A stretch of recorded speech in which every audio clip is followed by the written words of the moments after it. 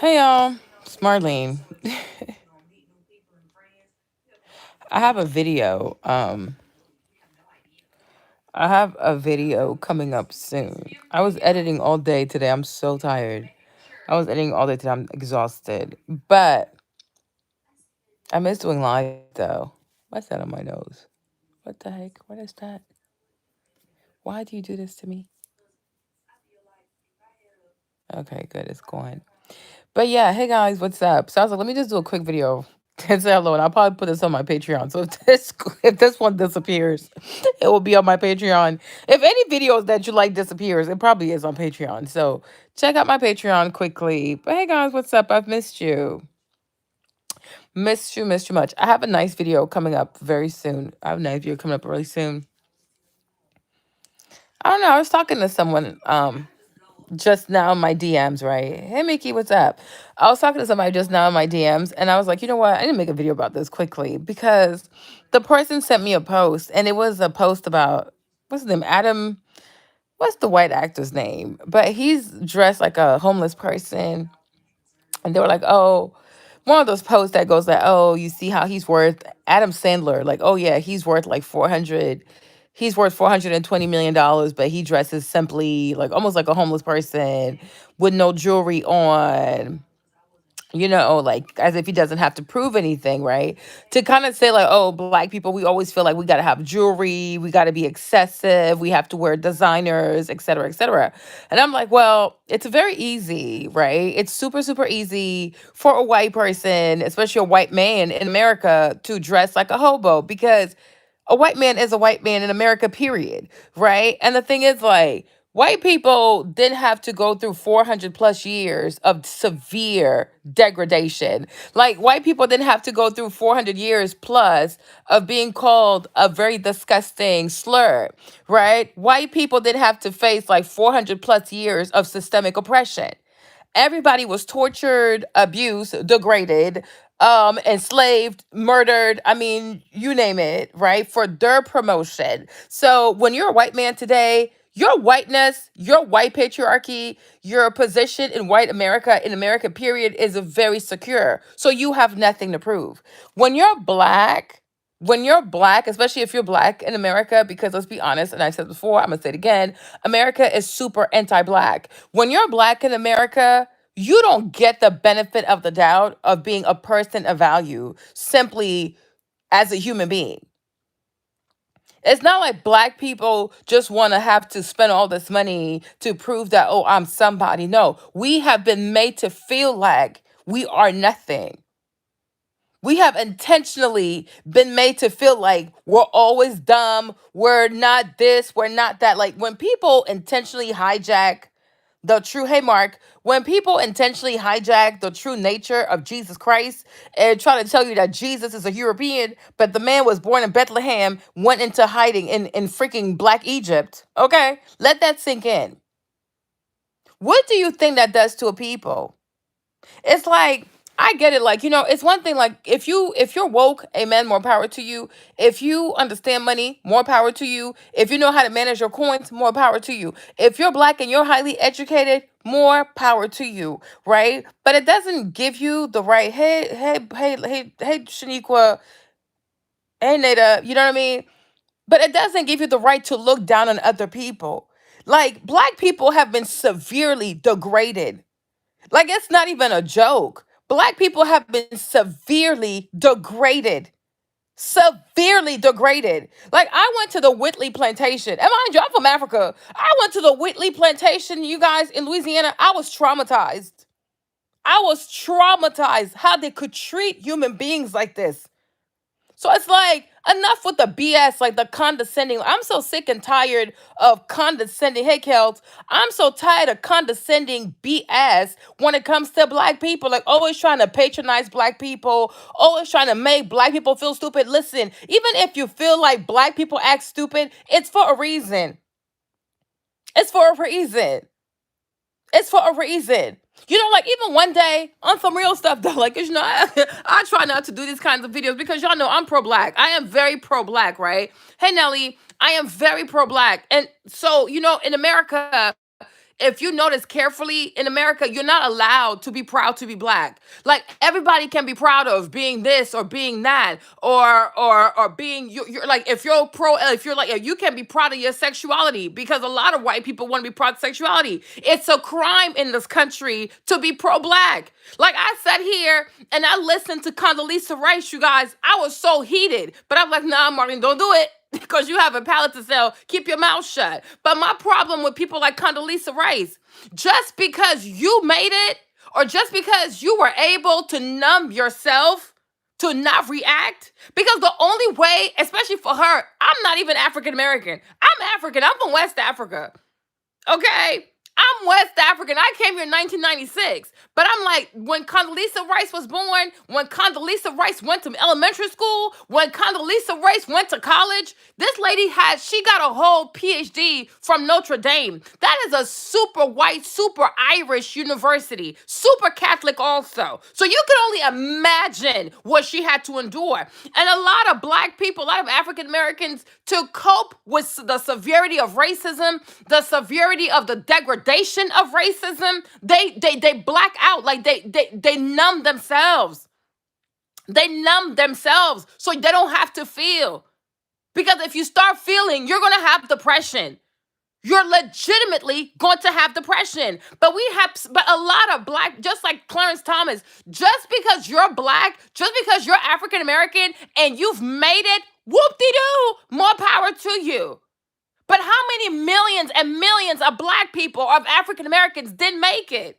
It's a very easy to say, oh, white people should not be made to feel bad. Who should? Who should? Why are black people in this position? Why are Latinos in this position? Why are our Native Americans in this position? For the welfare of white people.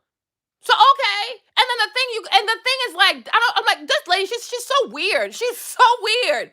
This the same lady who was like, oh, George Bush is her husband. I'm like, what are you talking about, lady? What are you talking about?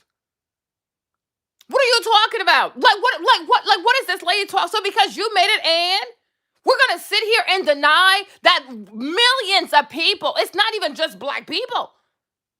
It's the Mayans, it's the Aztecs, it's the indigenous people of Latin America, it's in Australia, it's in Africa, it's in Asia. What people, what group of people haven't been oppressed by white greed? Who? Like, who hasn't been traumatized?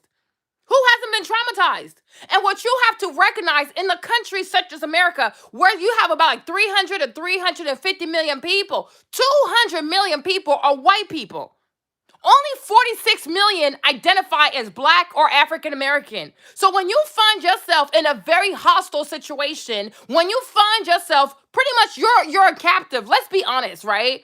African Americans are captives on this land. They don't know where they come from, don't even know where to go. They pretty much know nothing about their ancestry. They are stuck with last names of people who hated their guts. They are stuck with last names of people who abused their great-great-grandmothers, right? They are stuck having to carry the last names of people who don't like them, who want nothing to do with them. Like, can you imagine how awful it must be? Can you imagine how awful it must be when everybody can be like, oh, even people like myself, I can be like, yeah, I'm African, I'm from the Ivory Coast. Oh, I'm Italian American, I'm Irish American. Here you have a whole population of people who identifies as a whole continent. How hurtful that is. How hurtful that is. And all of that just so they could help Europeans who came over here like pirates and mercenaries, right? Succeed on somebody else's land. How is that okay to rob people of their ancestry? How is it okay to rob people of a sense of pride? How is it okay to rob people of their history just so that you can build wealth? Just so that you can build your wealth? And you're not supposed to be held responsible for that?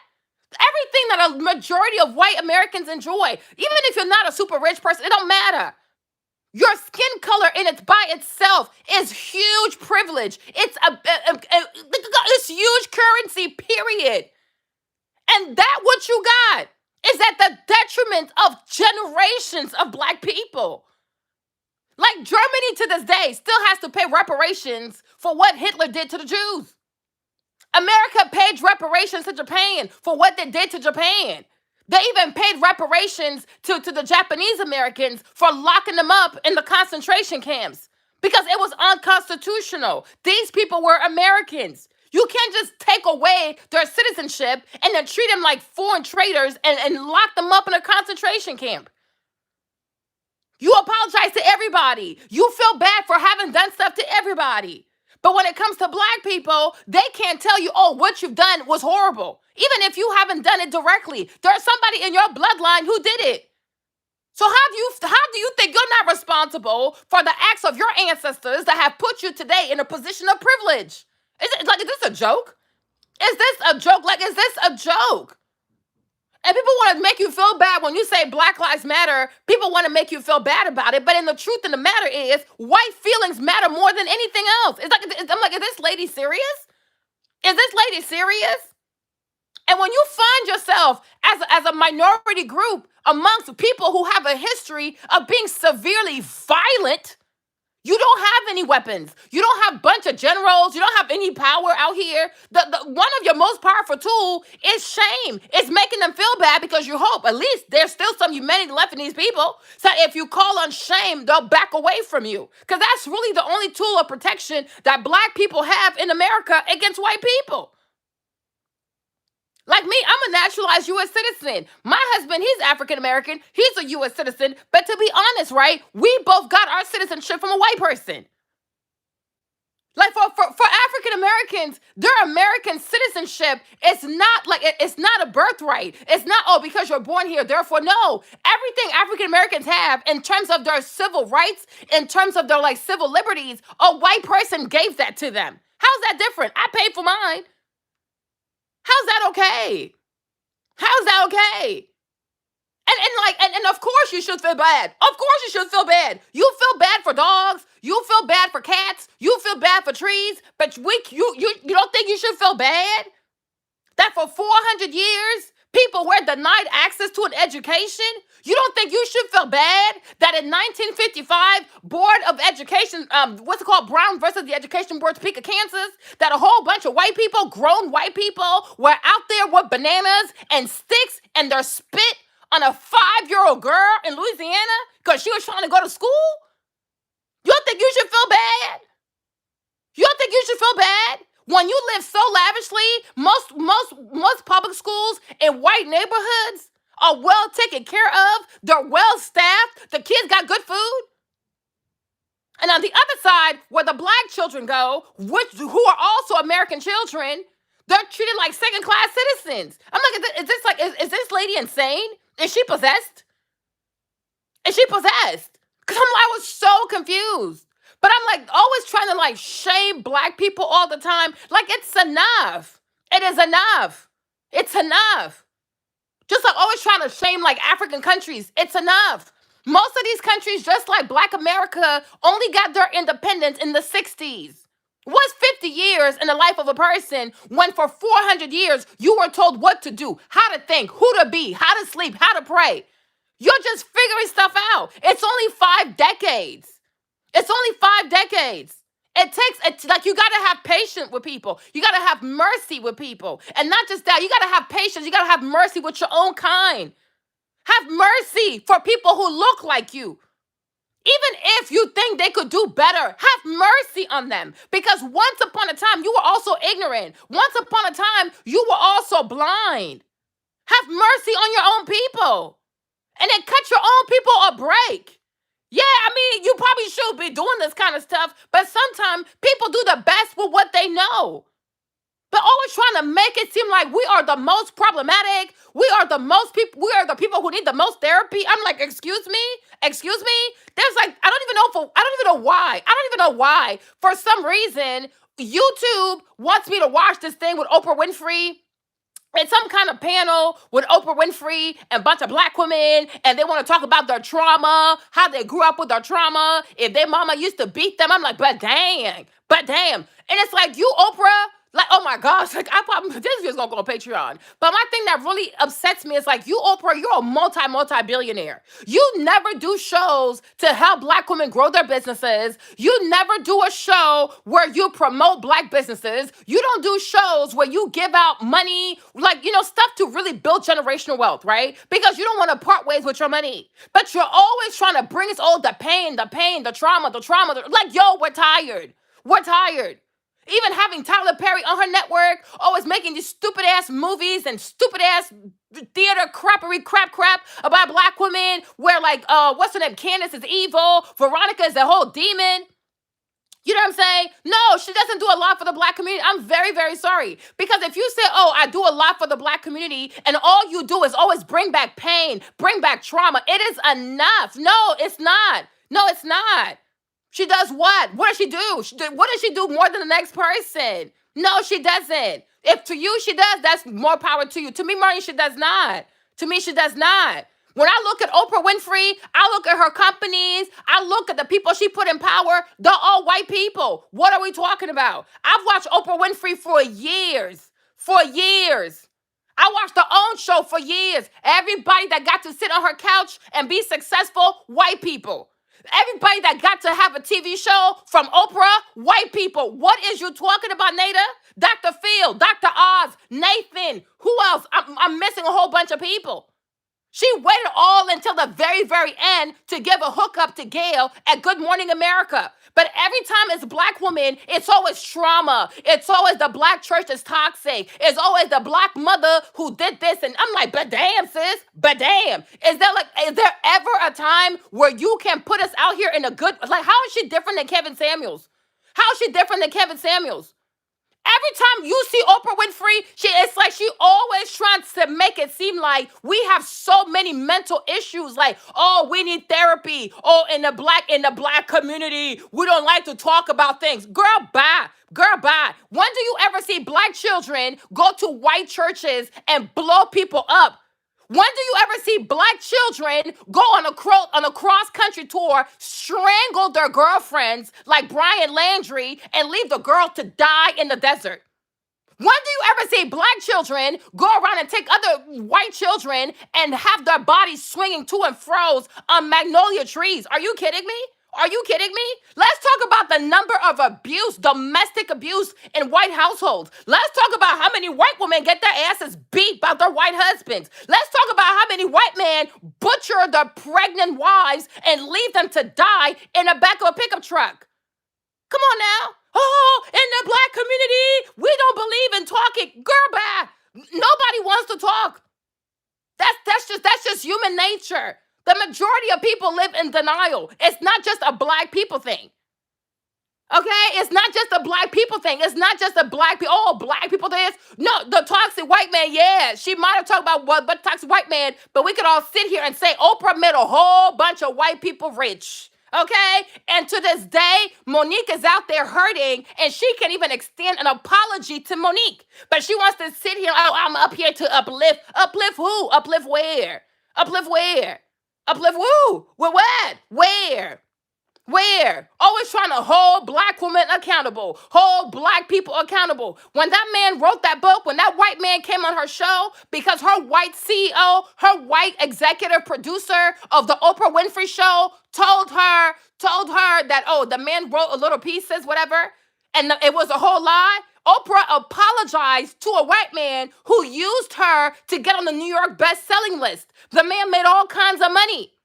And when she held them accountable and his white fragility couldn't handle that, and her CEO, her name is Sherry Peralta, a white woman, when she couldn't handle a black woman checking a white man for taking advantage of her, Oprah went right ahead and apologized to that man on national TV. So when you say Monique did it to herself, Monique did what to herself? She went to herself.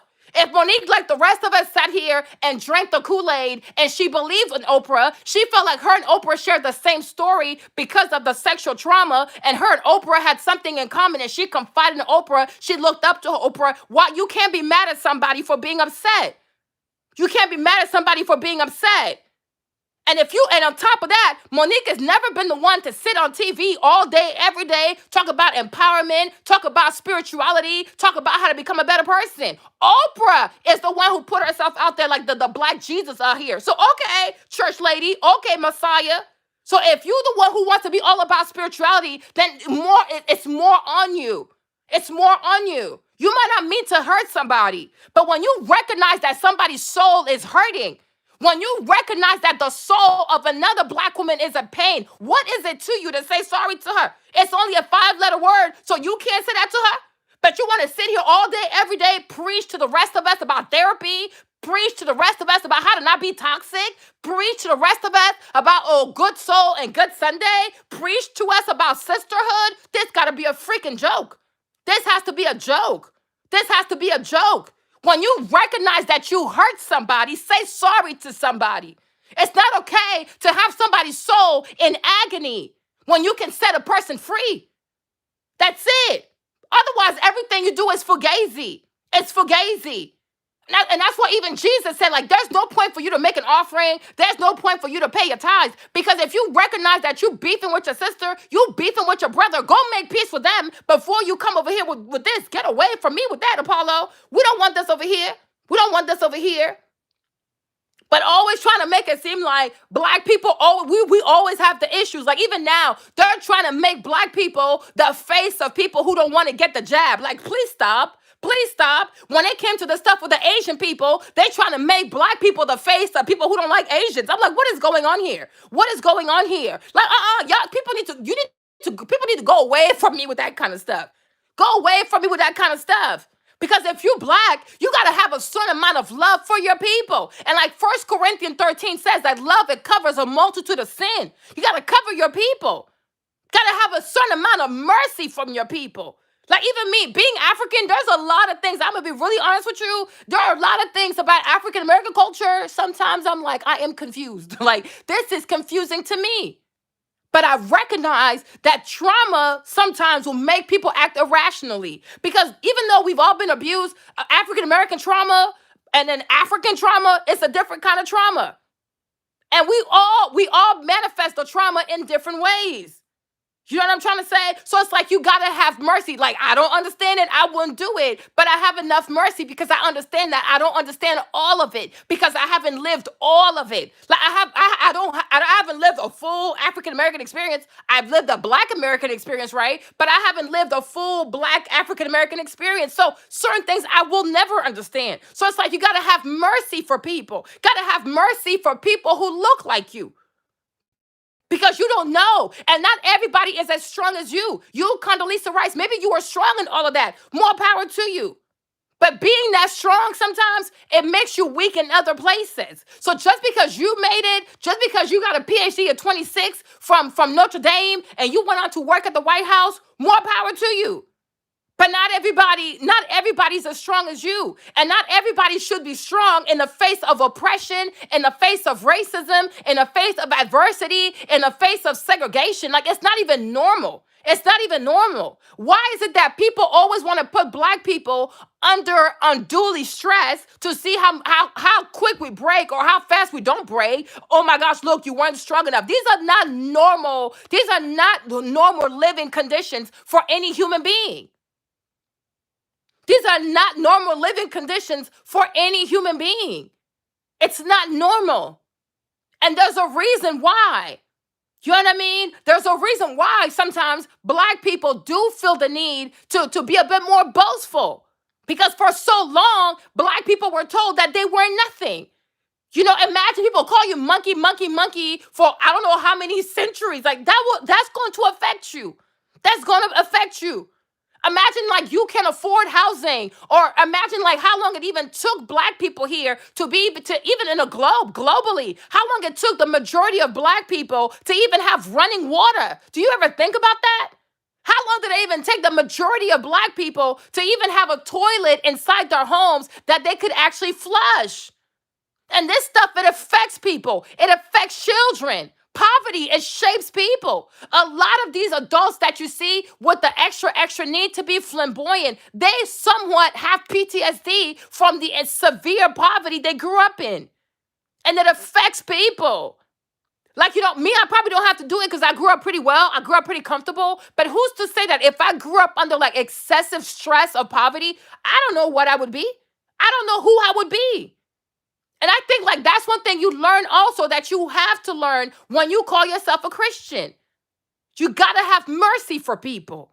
And I think like that's why Jesus didn't have a problem with Mary Magdalene, because he understood. Sometimes people do the best with what they got. Is it the best? No. But when you in it and that's all you know, you're ignorant. So don't look down on people because now your eyes are open or because somehow you've acquired some kind of knowledge. Because to another person, for as much as you think you woke, to another group of people, you're also ignorant. We all need to have mercy on each other. But stop being black and always have a scornful eye unto other black people. Because it's like for as much as you might think you woke, it reeks insecurity, like you're insecure. Because why are you always nitpicking at your own people? Worry about yourself. But my thing is, even if there are things in black people as a collective that black people need to work on, stop always thinking that you're going to shame black people into corrective action or into the right kind of mindset. Shaming people doesn't work. Shaming people does not. When you shame a person, they go deeper into their mess. You shame a child about having bad grades, or he gonna make sure to be class clown. You shame anybody, they gonna go in it deep. So if you don't like somebody's behavior or you want someone to do better, it's not by shaming them. That's why this whole thing with Kevin Samuels to me is crap, because when has shaming people like this ever worked? You have to hold people, you hold people accountable, but you do so in a loving way. You speak life into people. You share, oh y'all, you know what? Back in the day, this is how I used to feel about money. But look, and then this is what I went through. But now I thank God for Jesus. Look how much I've learned from that. You know what I mean? Talk about yourself. How you used to be dumb out here. You know, and I think that's a lot, and I think that's another reason why a lot of black people. I think that's another reason why a lot of black people have a hard time with very educated black people, because they're too condescending. They're too condescending. They're too self-righteous. They act like they know it all. And it's like it turns people off because nobody is born like that. Like even if you are better, whatever, you learn that. You are fortunate enough to learn. So now be kind enough to be a teacher to those who need it. You see what I'm trying to say? Have mercy for other people. Because once upon a time, you used to be ignorant. Once upon a time, you used to do dumb stuff too. We all did stupid stuff. All of us did stupid stuff. Oh, thank you, Lenny. Yeah. We all used to be stupid. We all did stupid stuff. So we got to have mercy on people. You know what I'm saying? Because we like black people, it's hard for us to get recognized just for being black. We always got to be extra. Always got to do the most. Always have to work super hard. Like even me, like I have like a perfectionist problem. Like it's a problem. And it comes from this stupid shit about being black in America. Always have to do, and it's like it makes it so hard for me to do things. Because I always like overanalyze everything I do. I'm always so overcritical of myself. And it's like it's really exhausting. But it's like that's just how it is. And it's so hard. It's like you gotta have mercy on people. Have mercy on black. Stop always shaming black people. Like everybody's trying their best. It's so traumatic. Like I was talking to another friend yesterday. She was like, oh, that her ex, like I think he's from Nigeria. He's like, oh, all black people are good for is dancing. We love to dance and eat all the time. And I'm like, you know what? It's easy. Yeah, on the surface, that's what it might look like. You know what I'm saying? But when you think about all the stuff we have to go through as black people, if we didn't have music as an outlet, if we didn't have dancing as an outlet, we might all commit suicide. You know what I'm saying? Because it's really hard, you guys. It's really hard. So dancing, music, having a good time, it's really how we cope with like unnecessary stress that we go through. We go through a whole lot of stress. Being black is hella stressful. Always having to code switch around white people. Always having to be fake about your feelings. You can't really say how you really feel. Oh, because if I say this, I'm like, what the heck? This is how we live. Always have to bite your tongue. Always have to like clench your jaw. Because like you're not happy. You're miserable. But you can't say it. And it's very stressful. So yeah, I do think that's the reason why we love music so much. Because you know what? I ain't gotta talk to you. I'm gonna just go dance, and then when I'm done dancing, it's gonna be better. That's why we like music. Because the pain we have, like black people we hurting in our soul. Like the pain is so much. It's so much. The pain is so much. What they've done to us, it's so evil. It's so evil. It's not even just a money thing. Like if white folks want, keep your money. Don't even do the reparation thing. Keep your money. But the spiritual side of it, it's so freaking evil. The institutional side of it, it's so evil. Like the complete erasure of black excellence from history books, from science, from this, from that. It's so evil because it intentionally denies any up and coming black person an opportunity to see representation and to believe in yourself. You know how it feels to go into a math department or to go into a statistics department and everybody they show you is white? You're like, but damn, do I belong here? Do I belong here? Having us out here struggling with imposter syndrome. How you gonna help me with that stuff? So we sing it all away because even if you try to have a conversation, people always gonna try to twist your words and do all kinds of like demon activity by chopping up your words and twisting your words and trying to make your words into something else.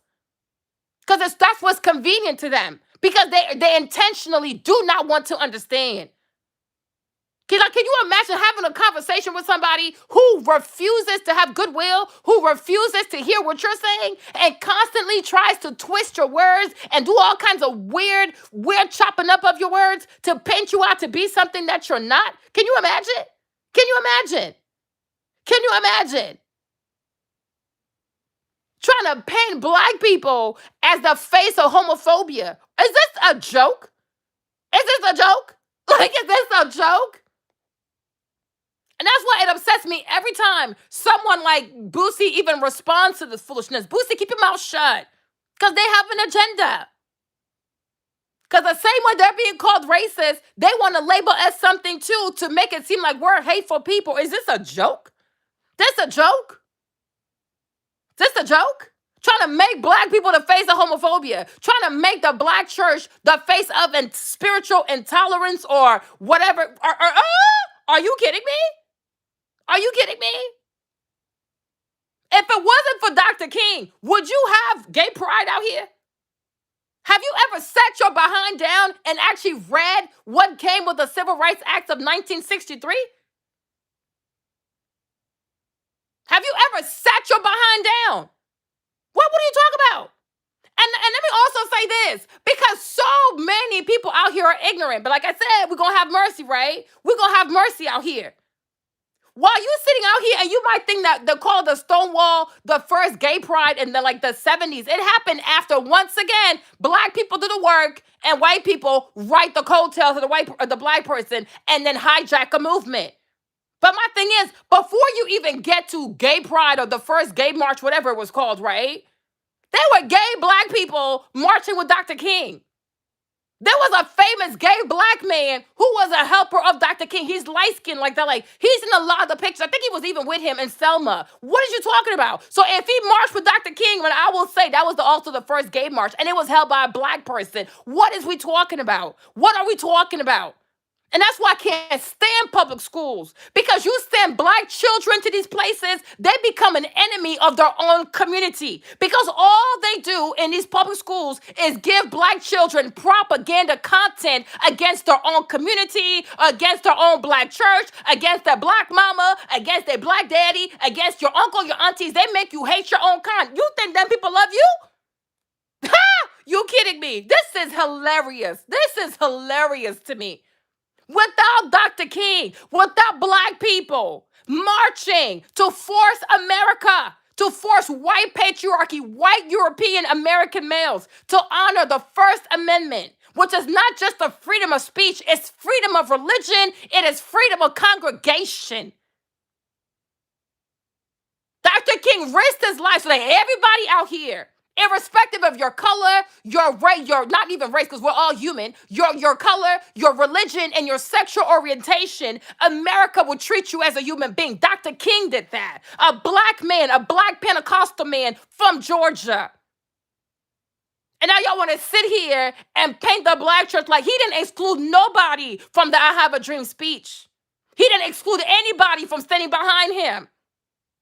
Where is all these white churches? Not only do they hate black people, they hated also gays, okay? So let's talk about the white church. Let's talk about the Catholic Church. How come y'all never dragged these people into your mess? Talk about the Catholic Church who was supporting Adolf Hitler when he was killing Jewish people. It's not until 1993 that the Pope apologized for the role that the Vatican played in helping Hitler kill these people. Talk about that.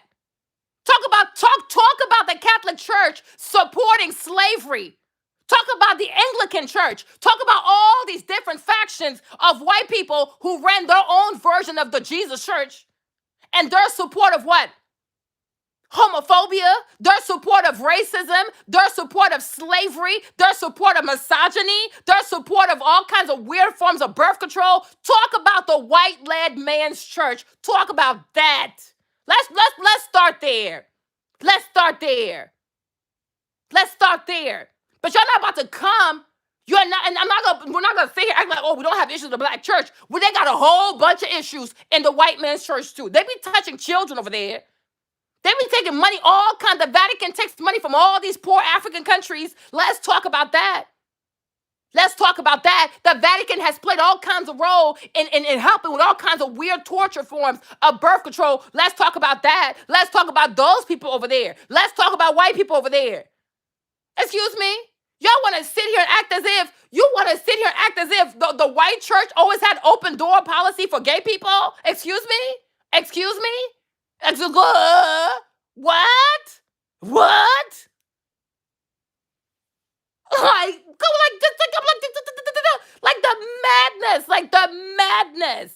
The madness, and people are going along with it because in order for us to feel good or to feel like we're better Negroes, we have to look down on other black people. No, we all black. We black outside, y'all. We blackity black. I don't care how smart you are, how rich you are as a black person. We all in this together. Okay. So don't ever do a special kind of mathematics where you think you're on the other side of the equation. No, we all black together. Don't look down on your own people. If it ain't right, well, I guess pray for them, educate them, but don't look down on your own people. Because the trauma is real. The trauma is real. And always trying to put labels on us, like always trying to paint us in a bad light. That's the part I cannot stand. Like today, I see all kinds of commercials on TV where black people say, "Oh, I got the jab." Okay, and I'm like, what they trying to say, that we are the people who are against the thing? Oh, we're dying the most, like as if we're a contagious people. I'm like, what are you? Hold up, what? What is going on here? What is going on here? Because they're trying to make it seem like we are the rebellious ones. We are the ones who don't want to submit. We are the ones who bring the plague. We are plague carriers. Can you imagine? Can you imagine? Can you imagine? And I'm sure you see it. I'm sure you see all the ads targeted at black people for the jab, talking as if like, oh, we're just being rebellious for the sake of being rebellious, as if we're against taking it. No, talk about what you've done to people. You know what I'm saying? But always trying to paint black people in a bad light. Anti-jab, homophobic, full of trauma, anti-therapy, what else? Anti-marriage, anti-structure, anti-respect, like always trying to paint us in a very, very rebellious, demonic light. And that's something I'm really against, because that's not true. Because we don't have no more issues than white folks. Okay. I watch Squid Games. And that thing, Squid Games, is a reflection of the South Korean people's mindset, their current economic system, their social structure. Yeah, they got issues there too. They didn't talk about it. Okay, because the guy who wrote the Squid Games, yeah, he got anger issues, all right. You don't see us making movies like that. You don't see us doing shows like that. Everybody got issues. From North Korea to China to Japan to America to France to wherever. Everybody got issues. Why do you want to make us the face of everything that's wrong with society? I'm not about that life. You know what I'm trying to say? Black people like to buy jewelry. Okay, Ann. Okay, Ann. White people like to pollute the planet. Okay. Everybody flex. We might like to buy jewelry. They like to buy land all to themselves. We might like to buy jewelry, but they love greed. They are more greedy than us. Are you kidding me? Stock market crashing, housing market crashing, all this Bitcoin, cryptocurrency, all this stuff to scam the poor. This foolishness with Robinhood. It's all a bunch of white people. Don't nobody love greed and foolishness more than white man. What is we talking about? These people sold human beings by the millions. Over 15 million people were kidnapped, savagely kidnapped from Africa to build the white wealth. Like, no, that's a different kind of flex. That's a different kind of sorcery. That's a whole different kind of greed. Just like the PPP loans, only trying to focus on black people who did PPP loans. A whole lot of white men stole money too. A lot of rich white men who didn't even need it stole the money too. Nobody talks about Joe Osteen and how he flexes and how he went and took PPP loan money and ran right back and bought a car. All these white preachers, Duplantis, the one from Louisiana out here, a lot of these white preachers be stealing, lying. Oh, the Lord told me I need a Golf 70 some. God told you, Jesus came to you and told you you needed a Gulfstream. Is this a joke? And they don't pay taxes. Always finessing. How many of these Wall Street bankers, these mutual fund managers, stealing money from their clients, stealing money from pension funds so their wives, them white women, can go ball out at Bearduff and Goodman? You don't have proximity to white folks, so hush. You don't have proximity to white people. White people be stealing. They steal a whole lot of money to go shopping. Let's talk about tax evasion. Let's talk about tax evasion. Black people don't even have access to that kind of stuff. Wesley Snipes went to prison. Okay? But let's talk about tax evasion. Who are the number one tax evaders out here in these streets? White folks, white man. Okay? All this human trafficking, all the stuff going on around the world, the weird stuff, the human trafficking, white folks. Coming up with social media platforms where people, because they're strung out on their last dollar, sell their vagina, their nipples, their toes, their feet. Who's always out here trying to turn sex people into sex workers? Who's always involved in the sex business? White folks. Don't nobody sell more porn than the white man. Okay, for what? For cars, for houses, for jewelry, just like the black man. Don't do it. Because everything the black man learned to do, he looked up at the white man and like, oh, that's my frame of reference. Okay? That OnlyFans site, a white man in England. Okay. The guy who owns Fashion Nova, that Persian dude, selling all kinds of cheap clothes you put in the washer one time. Selling people garbage, polluting the planet, having people work around the world for maybe like 50 cents an hour. So he could buy a $17 million house in LA. Let's talk about that. White man. They're like, oh, money he purchased, his skin's white. So somewhere his ancestors must be from the mountain of Caucasus. Okay? Greed is in everybody. And everybody flexes differently. Stop always like, don't jump on black people's necks because they like the chain. That's what they like. Did you hear about Chrissy versus CK? Who's Chrissy versus CK? Who's that? You know what I'm saying? We all flex. Everybody wants to flex. But it's like the reason why we feel like flexing all the time, it comes from a place of like, we have truly been robbed. We have been denied. We've been degraded, demeaned, debased in such a way. Like, it's so horrible. Just like the what's it called? BBWs? Is that the what? The thing the lady be getting? The surgeries that the girls are getting, right? It's like, yeah. I see some videos like black girls be like, oh, let's talk about it. We have an issue with the BBLs. It's BBLs, right? It's BBLs. Yeah, it's called BBL, right? But I'm like, okay. But the thing is, like, you got to understand where that comes from also. You know what I mean? If you're able to be confident in your skin and love who you are, more power to you. But you got to recognize that we have some sisters who don't have that kind of self esteem. They don't have that kind of self esteem. You know what I'm saying? Just like the young sister, the 18-year-old little girl, she could be my daughter. I'm 36. I could have given life to her. Because I started getting my psycho at 11, so I could be her mama. But I'm going to say little sis, right? But like the little sis who married the 61-year-old man, you know what I mean? Like, you can't even come down on her. You can't. You know me? I saw that story. I started crying. I cried for her because she's a child. And it's like people failed her. Her mama failed her. Her daddy failed her. Her community failed her. Her immediate family failed her. This little girl has been on her own. You think if she had a solid foundation, if she had a mama that looked out for her, her mom is the one who introduced the creep to her daughter. Because the mama was doing all kinds of weird tricks with this demon. Can you imagine? Can you imagine? Can you like some situations, like you can't even judge the kid because you're like, no. Who gave her structure? Who gave her structure? Who gave her a line of conduct? Who gave her a moral compass? Who was even there as the father, as a healthy male figure to show her what a man is and what he ain't? Nobody. Nobody. So now here we have the consequence. And all you can do is pray for God to intervene.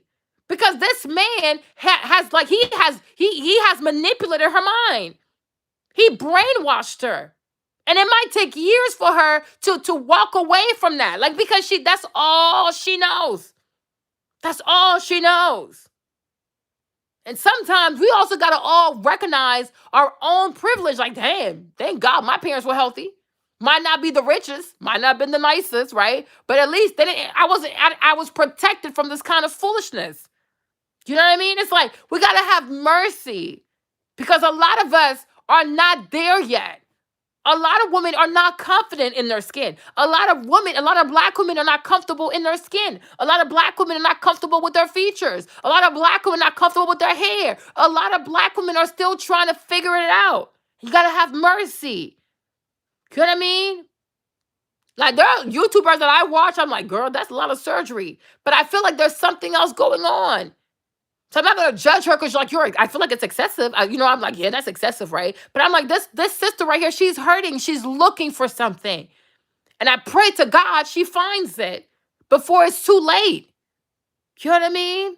But a lot of us, like a lot of black girls, didn't grow up with daddies, and it creates such a hole. You guys, let me tell you something. Let me tell you something real, right? It's one thing. It's one thing for someone to cut your ass out. You know what I mean? Somebody might cuss you out. You know, I'm like, damn, that's kind of messed up. You know what I mean? But you got to get over that. You know what I'm saying?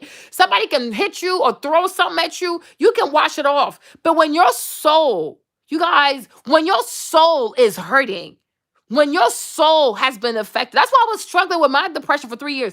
When your soul has been affected, you guys, only the grace of God can heal you in that place because nobody can touch that place. Nobody can really access that place. There's no medication for that place. There's no way to run soothing waters on that place when your soul is hurting.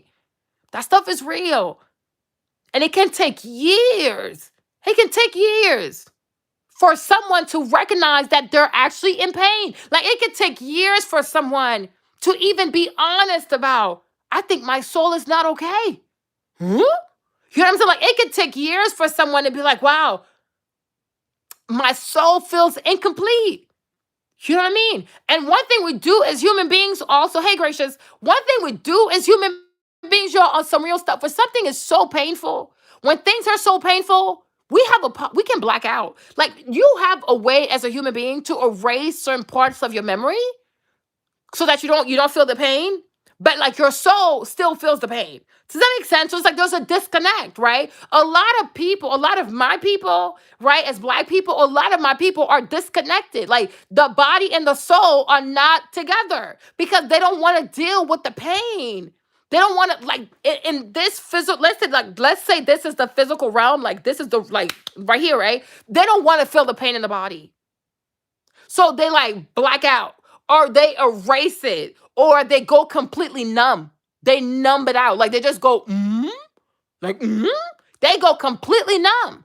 But you see, the soul, you can't do that with the soul because the soul is like it keeps running in the background. Like it never turns off. You can't wipe it. You can't clear the cache. Like it's like it just keeps registering information. So a lot of our people, like the soul and the body are not connected. And it's horrible. So now it's like you want to go this way, but your soul wants to go that way. So it's like it causes you, hey, Kenneth, what's up? It causes you to always be like you're looking for something, but you don't know what it is. Right? And so then the devil comes in like, oh no, you need plastic surgery. You go there and you're empty. Oh no, you need to have more money. You go there, you're empty. Oh, you got to have more men holler at you. You go there, then you're empty. Oh, you got to sleep with as many women as you can. You go there, you come back empty. It's like, but what's going on here? You know what I'm saying? And it's not that you need a physical thing per se. It's not sex that you need. It's not a whole bunch of sex that you need. It's not a whole bunch of money. It's not a bunch of weave. It's not the plastic surgery. You need healing from your soul. But the thing is, having to go back there can be so painful and it can be so traumatic because we don't know what some people have had to go through, right? But a lot of our black sisters as we notice here in America, a lot of them did not grow up with their dad, and it manifests itself in very, very different ways. Not people can go through the same pain but react completely differently. You know what I'm saying? So it's like, you know what I mean? So it's like you might not be okay with, you might not like the behavior, you might not like the method, you know what I'm saying? But you should always have compassion for people. You know what I mean? Hey Ladybug, you can be like, you know what I'm saying? But when like the soul being in pain, y'all, that stuff is real. That stuff is real, and it can take years because some people don't want to go back there because it's so awful.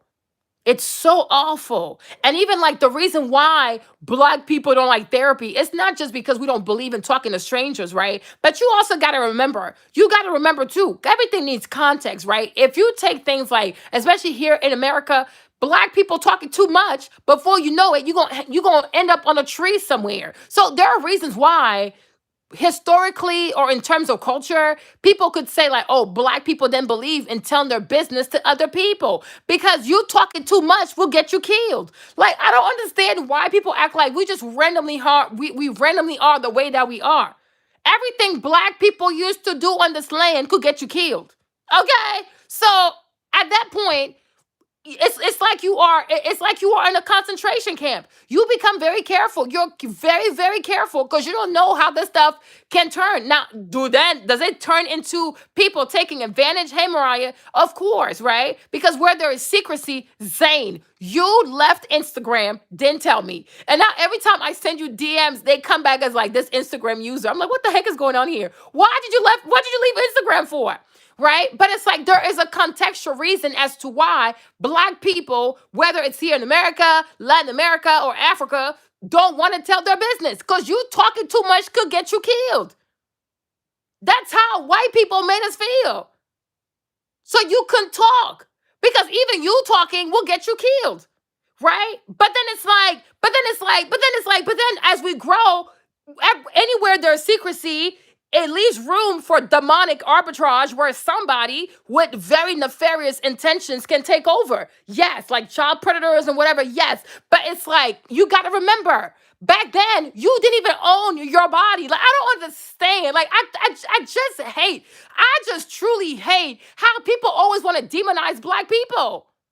And I just hate how like these black people who go to these white people schools want to come back and do some Freud weirdness on us. Don't do that. We're not your specimen. Like, don't do stuff like that. You're black. When you're in the classroom or are you in any setting and people want to start putting scorn on black people, set the record straight. Set the record straight. Like, and study any kind of African people. We are a very spiritual people. We believe in talking. We believe in music. We believe in arts. We dance with our bodies. We make music. Black people are very expressive. Our hairstyles are very expressive. Like, we are a very expressive people, okay? Maybe a bit too much so. But we had to change for survival. We have to change for survival. But it's like black people didn't even own their bodies. You couldn't even talk. You couldn't even congregate. You could even like anything you said could be it could go the wrong way. Next thing you know, you on a tree somewhere. Do I need to remind you of Emmett Till? Do I need to remind you of Tulsa, Oklahoma? Do I need to remind you of thousands and thousands, right, of terroristic activities that were perpetrated upon black people for somebody lying up black people? Come on now. How many black boys in America ended up on magnolia trees with their bodies swinging to and fro just because somebody said they heard something? So there's a reason why black people don't want to talk.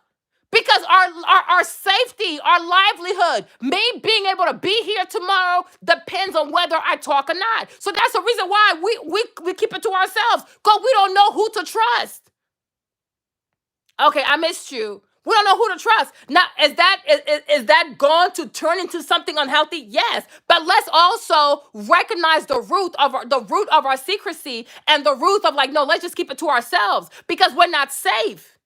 We're not safe. And even being black, slavery, plantation, you had other black people also who were traitors. And this is what happens when the starvation is so severe, the punishment is so severe. Let's talk about white people back then making a whole entertainment business to put one black person against another black person so you can trust black people. Even when you watch the James Brown movie, don't you see the part when he was a kid and these white people would have a weird thing called Grand Royale and they would have these black children? We're talking like elementary school grade type of black children. These white folks would have the black children tie one arm and then put a blindfold on them and they would have black children pound each other to death.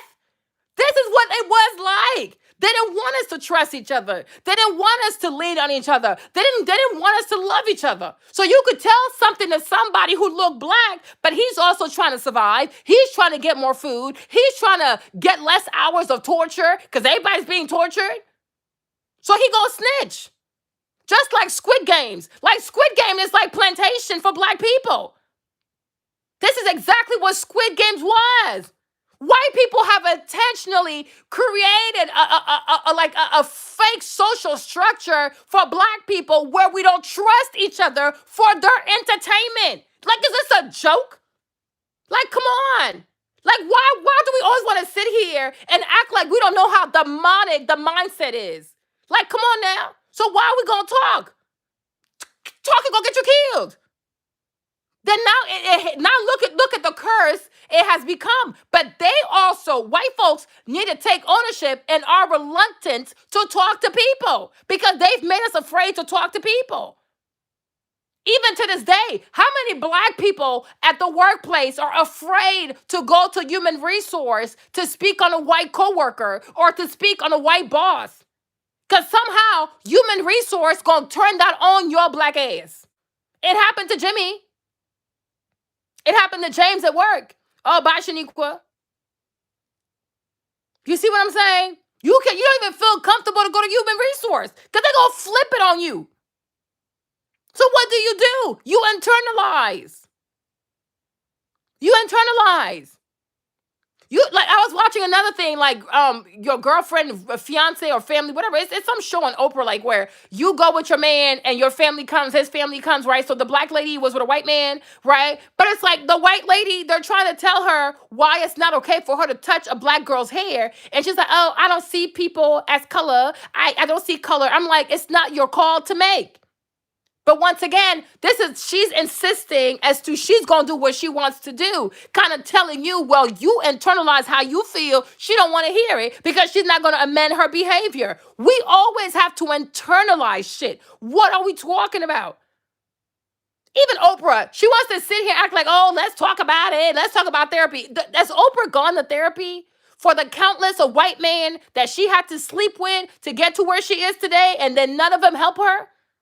Did she talk about that? No, she don't. Has Oprah ever gone to therapy about all the white women she allowed to sit on her couch, talk about their movies, their shows, their diet, their bulimia? And then when she went to build her own network and now one of them white heifers came to her rescue, has she gone to therapy about that? No, she internalizes that stuff because she wants to keep making money, because she wants white women to still like her. Girl, go sit down somewhere. Go sit down somewhere. Does she talk to her therapist about how white people have let her down? Hmm. Oh, okay. Okay. All right. So when you don't have enough strength to go head to head with your white oppressor, you want to make it a black people problem. Keep your cowardice to yourself, sis. Keep your cowardice to yourself. Yes, Oprah was in love with a white man before Stedman. When she was on her, I want to be like Barbara Walters. And Barbara Walters slept around. Barbara Walters used to sleep around for interviews. So Oprah was messing with some white man, and she thought the white man was gonna get her to the top, but he was just trying to have a little black experience. Okay, so the white man said to Oprah, "I will never marry you. It's not happening, boo boo." And it hurt her deeply, and she never sat there and talked about how this white man took advantage of her body.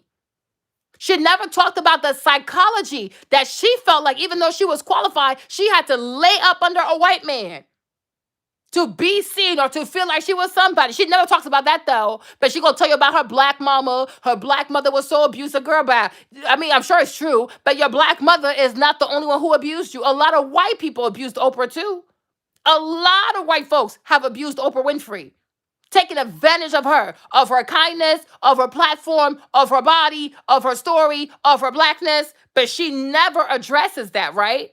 She never addresses how white people will exploit your blackness, right? For their profit, for their gain, for their network, for their views.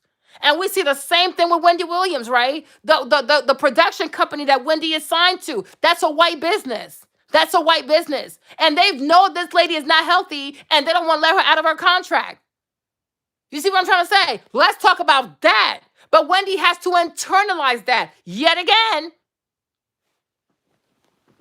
Exactly. So it's like, let's stop acting like, oh, it's my mama, it's the black church. No, no, no, no, no, no, no, no. A lot of us, we get even more victimized by white society. But because we feel powerless in front of white people, we start attacking each other. We want to hold each other accountable. When in reality, the majority of our pain, the majority of the most humiliating things that you ever go through was a white person who made you feel that way. And you lost your power then, and you never got your power back. Let's talk about that part. How many of us were made to feel powerless in front of a white person? And when you wanted to read that person, oh, if I do it, this is going to be the consequences. So you let them with their white privilege. And that was when you felt like, damn, they made me feel like an N-word. How many times have you had to hold your tongue for something a white person did or said that was truly hurtful, truly offensive? Oh, let's go to our therapist about that part. But we're not though, right? Because it's a lot easier and it's way more convenient to say that black people are the toxic ones, black people are anti-therapy. No, no, no, no, no, no. We are trained in this society. Even the majority of black people who have money, they never speak on black issues, right? They never stand up for black people. Look at Bishop Jakes, right? They're not gonna speak on black issues. They internalize. I'm sure Bishop Jakes feels really bad. You know what I'm saying? I'm sure Bishop Jakes feels really bad. I'm sure growing up in West Virginia, I'm sure Bishop Jakes saw some very, very awful things. But he never talks about it. Because you don't make white people uncomfortable. You know what I mean? So you internalize how they make you feel, right? You internalize how they've made you feel so that you can be able to make wealth. And we do that a lot.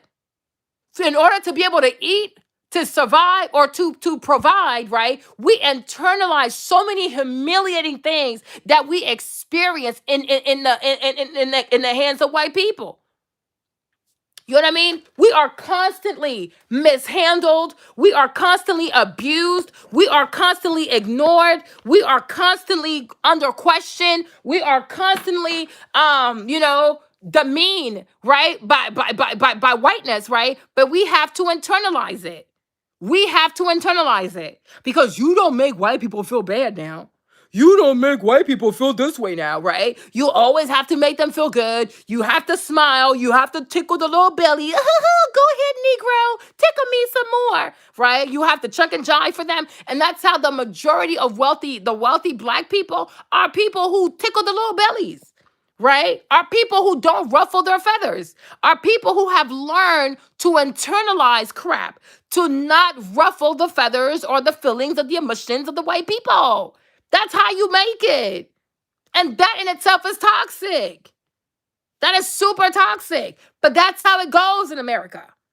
You know what I mean? You have to placate white folks. You have to placate them. Okay? You have to entertain them. You have to make them feel good. You have to make them feel special. You have to make them feel included. You have to make them. You always have to, like, you have to create a very comfortable climate for whiteness, right? And then when you don't, there's a spanking. There's punishment. There's garnishment of your wages. There's like, oh, you violated our community guidelines. So now we're going to block your Instagram, right? I'm like, the community, who makes up this community? What are the rules of this community? I'm so lost, right? But that's how you make it though, right? But we never talk about that. How the fragility of white mindset, white privilege, forces us to internalize very toxic-ish. Because that's some toxic stuff. That is super toxic. So when people can't be real about how they really feel, when people can't be real about what they really want, people gonna start acting out. People gonna start acting out. People gonna start acting out. You know what I mean? People gonna start acting out. You see? Like I told you, like for example, I told y'all I love like China. I love like China, right? That's my boo, right? Now there are things she does I would never do. I'll be honest, I even told her that. Like, I'm like, listen, But I'm like, for me, Marlene, I recognize my privilege, right? I'm a black girl from West Africa. My dad's very smart, got a great job. We came to America, landed in DC, Washington, DC, lived in Fairfax, Virginia, in a very nice neighborhood in the burbs, in the suburbs of Fairfax, Virginia. You know what I mean? Lived really well, right? But I know living in DC, growing up in Anacostia, Jesus Christ, y'all, I don't think I could have made it. When you see a mama like Tokyo Tony, no offense, you're surprised she's not crazy. I'm like, you did really well for yourself. Because I'm like, you live in Calabasas. I know the time she showed me her house, I was like, oh my gosh. Living in Calabasas, like, for who she is and where she comes from, me, Marlene, I give her respect. Because I'm like, one thing about you, Chai, she has a strong mental state. Because me, Marlene, I would have crumbled. Y'all, the way I'm scared to get in trouble, like the way I am scared, y'all don't even understand. Like, but Marlene, why are you teaching the fear crusher course? Because I need it. You know what I mean? But she has a she has a tough mental state. And I'm like, wow, if I could get my mental state like that, I would be amazing. You know what I'm saying? I would be freaking amazing. So that's that, right? So that's that part. So you have to have mercy on your people. You know what I mean? Otherwise, you're not gonna get along with people, man. You're not gonna get along with people. You're not gonna like people. You're not gonna be friends with people. Because if you expect everybody to come like you, be shaped like you, be built like you, act like you, think like you, you're gonna be alone. You're gonna be alone. You gotta have mercy for people. Gotta have mercy for people. You gotta have tolerance for people. You know what I mean? And that's part of also, to me, like that's the part of like practicing humility, right?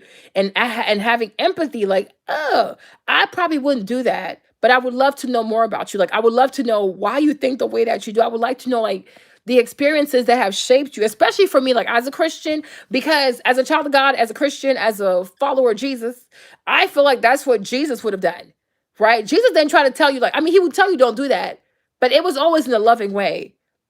You're not gonna rebuke you like anybody that came to him for prayer. He prayed for them, whether they were Jews, Samaritans, Romans, Italians, whatever. He didn't push anybody away. You know what I mean? He didn't push black people away. Like I don't agree with that now. He don't agree with it. He's not about to do it with you, but he's gonna love you though. And I think that's the thing. It's like the fact that he was so loving, even though he didn't agree with your foolishness, but he was loving and he didn't push you away. That's what Mary Magdalene stayed. She stayed until the very end.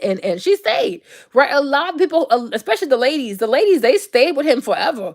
The man disappeared, right? Besides James and John, but the majority of the ladies, they stayed until the very end. They weren't scared. And that's one thing I love about ladies, like it's their loyalty. Like women can be very loyal to a fault, right? If you know how to talk to them and you know how to take care of them, they'll be loyal to a fault. So that's why you gotta be gentle with women. Like you have to be very gentle with them. Sometimes they can be silly, sometimes they can be very foolish, you know what I mean? But you gotta have mercy on them. I deal with females all the time. I deal with women all the time. They're crazy, right? But you got to have mercy for people. You know what I mean? You gotta have mercy for people. Like even me, like I sit at home, I watch a lot of people. I watch a lot of black women, right? And they're very different. Like I watch Erica De Niro. Erica be spazzing out. I watch Erica. I watch The Sixth Goddess. I watch Yanni. I watch like Queen Chioma. I watch like Kim for Harriet. I watch Lovely T. I watch Tasha K. Like I watch again. I mean, like they're so different. Like they're all so different, right? And I don't expect anybody to like be a way to please me, because I'm like, that's crazy. And plus, who am I? But it's like, I just try to understand where everybody comes from because we all have different stories, right? We've walked different paths. Like we've all been through different things. And is there really a right way or wrong way? I feel like everybody's trying to figure it out. Everybody's trying to figure it out. And so it's like, we all have to be loving. I have many friends. I told you, I have many friends who are Muslim, right? Yeah. They're like, oh, Marlene, pray for me. All right, cool. And I said, Jesus. I say, amen. They say, I mean. To me, it's not a big deal. Like, it really isn't, right? Because we're all people, and then we all black. And we got to stop looking for, like, things to separate us and, like, look for things to bring us together. Like, we're all black. Whether you say Jewish, you're Hebrew, you're Christian, you're Muslim, you're an atheist child, you black, right? Whether you're straight, you're gay, you're queer, you're whatever, you black. Okay, let's be black first. Like if we could all be black first and then everything else later, like I'm telling you, we would have so much progress, right? We would have so much progress. But it's like you have to learn, like you truly have to learn to have mercy for people. Have mercy for people. And that's why I told you, like, that's something like even God worked on me on because y'all know I used to cuss people out. I used to cuss people out. I used to have my rants because I was really hurt. Like a lot of people, they really hurt my feelings, because I'm a very, when I say I love somebody, I really do. And when you hurt me, I'm like, what the heck? But the Lord also had to show me, like, Marlene, you right for being hurt. But the way you're doing this, it ain't right. It ain't right. And you recognize that, like, when you have a gift, you gotta be mindful how you use your gift, right? If you have the ability to talk and people listen to you, you can't use that to just throw negative energy on people. You know what I mean? That's not okay. Like it's not okay to draw people into your negative moment, your negative vibe, your negative energy. Like rents are not healthy. Like they're just not good. They're just not good. They're not good. They don't help anybody. They don't help anybody, and they don't put anybody in a good. They don't put anyone in a good space. They really don't. It feels dark. It feels heavy. It feels tense. It's like that's not healthy for anybody. That's why I'm like, no. Like now, I'm very mindful of the things I say on YouTube. Like I'm very mindful about the content that I make because when you talk, you really impact people, whether they realize it or not. You affect people's vibe frequency. You affect people's energy. You know what I'm saying? And it's like from one black person to another, right? I'm not trying to put you somewhere dark. I'm trying to put you to a place where it's like you feel hopeful, where you feel empowered, where you feel like there's hope, where you feel like there's mercy, where you feel like you have another chance and another chance and another chance, right? Where you feel like there's life and there's life more abundantly. Like I'm trying to put you somewhere where you see how beautiful you are, where you see how blessed you are, And so like when I think about my personal drama or whatever kind of foolishness I'm going through, it's nothing compared to having the chance to minister to a whole bunch of people, to minister life. If I sit here and I rant and I cuss this person out or I go into some negative space, how does that help anybody? You know what I'm saying? So if we're going to come together for an hour, for 2 hours, let's talk about things that are going to make all of us feel better, right? Because I know God has blessed me with a gift to talk to people, to encourage people, but not just so that I truly feel like God has given me a heart to care about Black people, because it affects me a lot. It truly does. I can't talk about it all the time because I'm an Aquarius. And I get really affected when people don't treat Black people right. But at the same time, I also have a business, and I know I can get extreme, right? And when I looked at the Nina Simone documentary, and I saw like she's an Aquarius just like me, and I loved my auntie, but she took a little too far. I have it in me to go that far, but I'm like, everything you learn, you see everything, you watch everything for a reason. So I have to have more temperance to my stuff. So I'm trying to find a healthier way, a more positive way, a more constructive way to be pro-Black without seeming like super, you know what I'm saying? Because even that too is not healthy, right? If you overly think about the injustice and things like that, you might even get really violent because it's so hurtful. It is so hurtful. Like, it's so hurtful. It's so painful. It's so, like, you feel so powerless that your people, sometimes I wish I had a time machine so I could go rescue my people and bring them here. Like, seriously, like, it's so sad that your people were in this predicament and they had no way out. It is so horrible. Right. But here we are today. What are we going to do? For me, it's to create something positive, is to create a positive space and to really encourage every Black person, whether I like you or don't like you, but I want you to live, right? I want you to live. I want you to be empowered. I want you to know that, like, listen, we're not cursed. We're not the face of everything that's bad. Yes, we have flaws, but who doesn't have flaws? Every ethnic group has issues. Every ethnic group has what you call idiosyncrasies. Everybody has their ish that they do that don't make sense. You know what I mean? But Black people, we're beautiful people. We're a very beautiful people. Black diaspora is beautiful. Black culture, global Black culture is beautiful. Black people are beautiful. Black people are very resilient. You know what I mean? And we sometimes, the way we practice our resiliency might not be the healthiest of ways, but hopefully with more communication, with better usage of social media, we can kind of spread healthier ways to be resilient, right? But it's not like, oh, we are intentionally against therapy. There's a whole lot of historical reason why we're against therapy. There's a whole lot of historical reasons why we tend to overflex, right? We tend to flex a certain way. Like I said, everybody flexes a certain way. Everybody flexes, right? Like, if you mess with a lot of Latinos, they love the big old pickup trucks with them ignorant rims on it. They like to put a whole bunch of rims on it. They like the big old cowboy boots with the big old hat. Everybody flexes in their own cultural ish.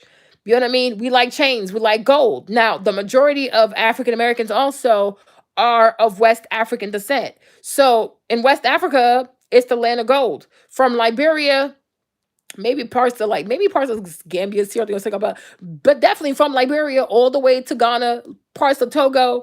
That's the land of gold. Liberia starts at 18 karat. By the time you get to Ghana, you're talking about 24 karat, right? If you ever go on if you go on Google and you type Ashanti Kings, they drip it in gold. Like, everything is gold. I even told you guys, like, some of the kente cloth, like the traditional kente cloth, is made for kings. It's made for Ashanti kings. And those things used to be woven with gold thread in the inside. So yeah, Nigerian too. Like, we're like, West Africans are a very gold oriented people.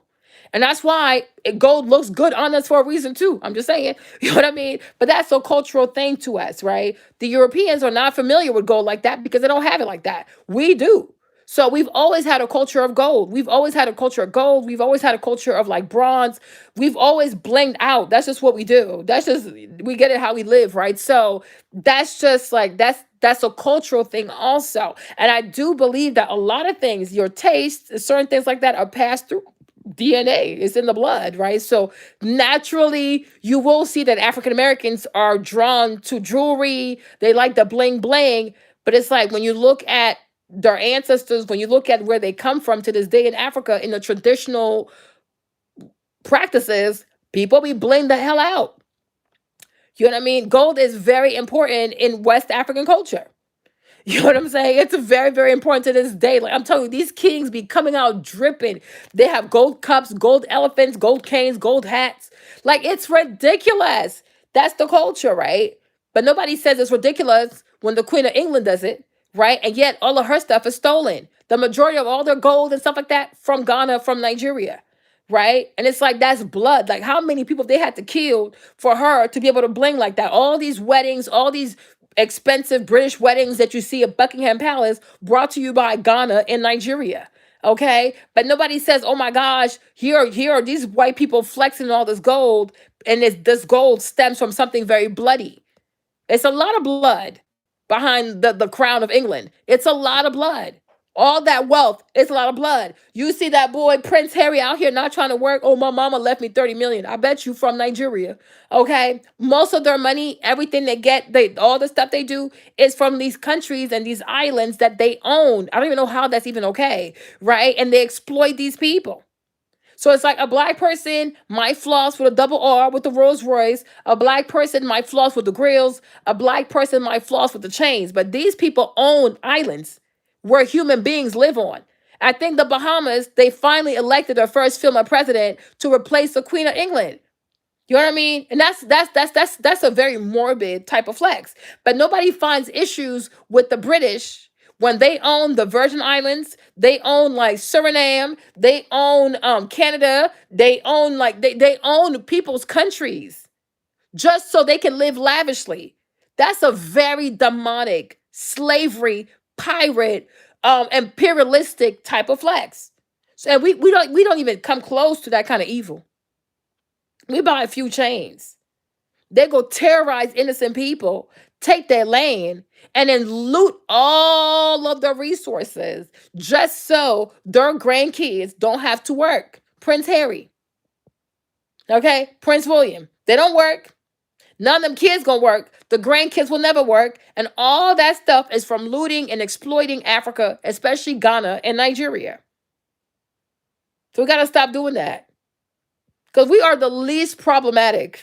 Okay, you watch American Greed, you will see how many white people, white men, especially white men, commit all kinds of white collar crimes, rob their clients blind, rob pension funds, just so they can have a yacht somewhere in the Mediterranean, just so that their wives can attend a fancy country club, just so that the wives can go crazy at Beautiful Goodman, Saks Fifth, Neiman Marcus.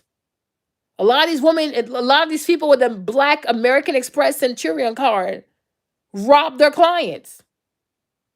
They rob their clients. They rob people blind.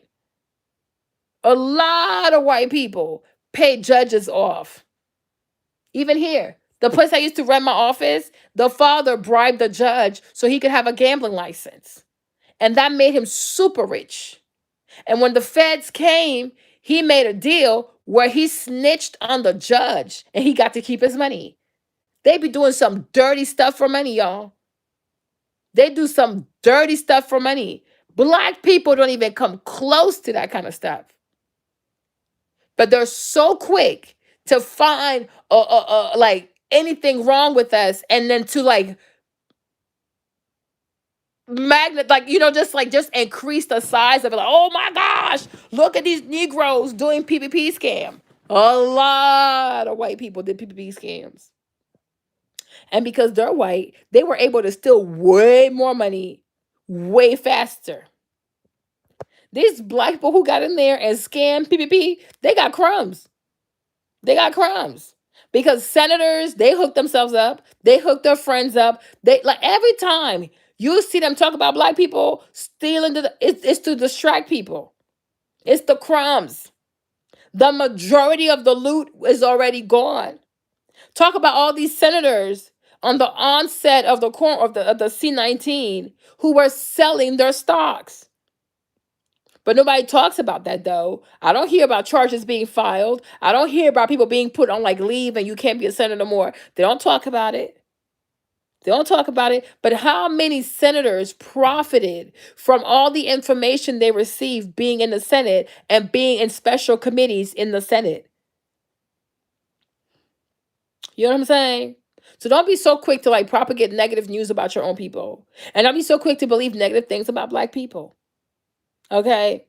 A lot of black people are healthy, believe it or not. A lot of black people believe in the jab. A lot of black people believe in healthcare. A lot of black people believe in investments. A lot of black people have investments. A lot of black people have retirement funds. A lot of black people have 401ks. A lot of black people invest in real estate. A lot of black people are very financially savvy. But it doesn't make for good content because the only kind of content they like to promote about black people, goons, thugs, crimes, foolishness, fighting, that's what they want. This is how this country works. Everybody has to be a character or a caricature, right? America is about propaganda. It's not about the truth. The only people who get to be painted in a good light are white people. Everybody else is demonic. Black people are ignorant. They rob liquor stores. They just out here just shooting and looting. You know what I'm saying? The Asians, they brought the Wuhan. The Arabs are terrorists. The Italians are mobsters. I mean, the list goes on, right? The only people who are good and angelic and redeemable and excellent and exemplary are white folks. Everybody else is a demon. Okay. Everybody else is a demon. So when you consume content, whether it's talkative content, whether it's visual content on any kind of white platform, whether it's social media, whether it's the TV, you have to remember they own all the platforms.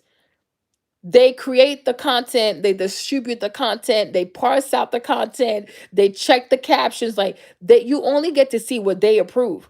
And what they approve is the stuff that turns us into caricatures of ourselves, right? There's a reason why you don't see a bunch of beautiful black people in tux and suits going to work on TV. It's not good. It's not a good image. It's not entertaining. But a bunch of black people shooting each other, oh yeah, look at that. You know what I'm saying? Just like when you see police officers, like 25, 3,000 police officers going after a small time drug dealer for some marijuana, like Chabad. But you have a whole string of Wayfair doing human trafficking in furniture, and there's no police at their office. There's no feds at their office. There's no FBI at their office, right? Like I was watching something on YouTube where they went to this like oligarch, like I guess some rich Russian dude. So the feds busted his house. You should have seen how polite it was. They didn't bust down his doors. They didn't go in there and traumatize people. They were dressed casually. They were walking peacefully. They knocked on the door. I was like, well, damn. Ain't he a criminal? You know what I'm saying? But if this was like in a black neighborhood, if this was in what they would call the project, the P's, right? It will be violent, right? It will be super militarized. Okay. The man sells weed. Okay. Do y'all have to drop on him like you in Afghanistan somewhere? No. Right. But that's how you handle black people, right? With excessive force, with militarized action, excessive amounts of bullets, excessive amounts of police. Like everything is just so over the top, right? But you look at your boy, Bernard Madoff, a white man, stole $50 billion. They were nice to him, put little cuffs on him, but he was still wearing his little Burberry though. Wearing a little Burberry hat, Burberry trench coat. You know, he was living lavish in and out of court.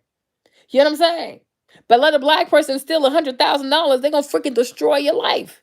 But a white man steal 50 billion. Oh, it's okay. Oh, he's old. Oh. You know. So it's like be very mindful. You are living in a country that is built on terror. That is the truth about America. America was built on terror, on a lot of blood.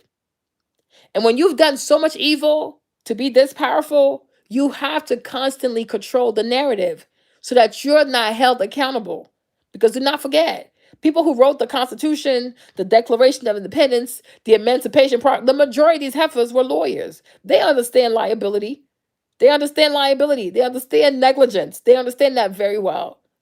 So when you don't want to be found liable and you don't want to be held negligent, you have to create another narrative, which is, look, we were good. Y'all were just savages. We were holy people. Y'all were just animals. So we had to do what we had to do. Yeah, right. Go sit down somewhere with that. Okay. So be mindful of that. They intentionally show you these images. And even that guy, Ben Affleck, whatever his name is, for him to dress like a hobo in the middle of the street, he wanted to be seen like that. He wanted to be seen like that. So even that too, that's clout. That's him chasing fake ass humility credit. But I bet you if you go into his personal life, he be balling. Okay, he be balling. You'll never know how, but he be balling. The same thing with Mark Zuckerberg. He out here dressed like he poor, whatever. The man has an island. He made all these people in Hawaii move out of their homes so he could own the island all to himself. Like, what the heck? And he's not even from there. He doesn't even live there full time. But he made indigenous people relocate for his whiteness and his white power. So, yeah, they do things too. They all do things. They all do things. It's not just black people who are ignorant. They all do things. They all do. Everybody does things. So it's like stop and always like indexing black people. Oh, even if you pay them off, like why? Who are you that you can't share? Not you're not even from there. You're white. They're from Hawaii. Like if you want to go on somebody else's land, why can't you be uncomfortable? Like why do you need a whole island to yourself? Who are you again? But that's how they flex though. So yeah, they might dress like, oh, they don't care, da, da, da, because they white. They're protected no matter what. But if the shoe was on the other foot, they would be like flashy like the rest of us. But they don't have to because they understand they're white. They're fully aware of the groundwork of torture, trauma, systemic oppression, police work that their forefathers have put in place for the whiteness to always be revered, protected, and appreciated. So they don't have to do anything. They know that. They're not stupid. They're not stupid. White people are very aware. They're very aware of what time it is. I don't care what they say. They're be like, but I would never do that. They know exactly what comes with this whiteness, right? They know exactly what comes with the white skin. And that's why when they feel threatened, they know to call the police because they know. They can act silly all they want. They can, oh, I don't see color. But if she feels or he feels scared or something is not going in their favor, they will call 911 and do what they know to do to protect themselves and to get you locked up. They are very aware of their power. I don't care what they say. They could even live in a trailer somewhere. They are very aware of the power of their skin. And they know that skin color of theirs, they know the rights, not even just the right. They know the kind of like the benefit of the doubt that they get for being white. They are very aware. I don't care what any white person says. There's not a single white person that can look me in the face and tell me that they don't know the power of the white skin. Go sit down somewhere. There's not a single white woman who can look at me in the face and tell me she's not fully aware of the power of her tears. Like if she starts crying right now, she doesn't know what the outcome would be. Like girl bye. Girl bye. Girl bye. They are fully aware. Just like I'm fully aware that this skin most likely makes me guilty no matter where I go. I'm fully aware, right? I am fully aware that if I'm black and I'm somewhere, they might even think I work there, right? Cool. Like I'm fully aware that because I'm black, a lot of people will never even give me credit for being educated, right? Fully aware. So let's not do this. Let's not do this, right? Makes sense. Let's not do this. Like if I say I'm a typical, oh yeah, I'm a math, like I have a bachelor's in math and whatever. I did like math and statistics. Like people wouldn't believe me, right? They probably want to see it to believe it. Because I'm black. It's not possible. It doesn't fit the profile, right? But if I was a white girl, like, hey guys, I majored in math. I'm like, oh my gosh, girl, oh my gosh, I'm so proud of you. She wouldn't have to prove anything. Right? Like that girl, Elizabeth Holmes, right? She didn't have to prove anything. She's white. So she was able to finesse like 7 billion out of these people. Marlene, do you think I could do that kind of stuff? Hell no. I'm black. Right? You look at the Kardashians and like the Jenner stuff with their companies and the valuations that they got, right? And the fake numbers they wrote. Because they definitely know they're white. Who gonna check? Who's gonna doubt what we say? We're white. We're white women. Why would anybody think that a rich white woman would lie about her earnings? Nobody. You think I could go in there and multiply my numbers by 3 and no one's gonna check? Hell nah. I'm black. I'm black. And so by default, I'm questionable, right? Something must be wrong with me. You know what I mean? I can't be honest. I have to be up to something, right? Because you're black. Right, because that's the whole narrative they built upon black people. Like we are a very scheming, fraudulent, lying, lazy, rebellious, rambunctious, dumb, lazy kind of people, right? So a lot of them think that about us. I don't care what they say. You know what I'm saying? They're like, oh my gosh, you are not like what I expected you to be like. Like, oh, really? What is that? Dumb, black, lazy, single mother, on welfare, broke, destitute, idiotic.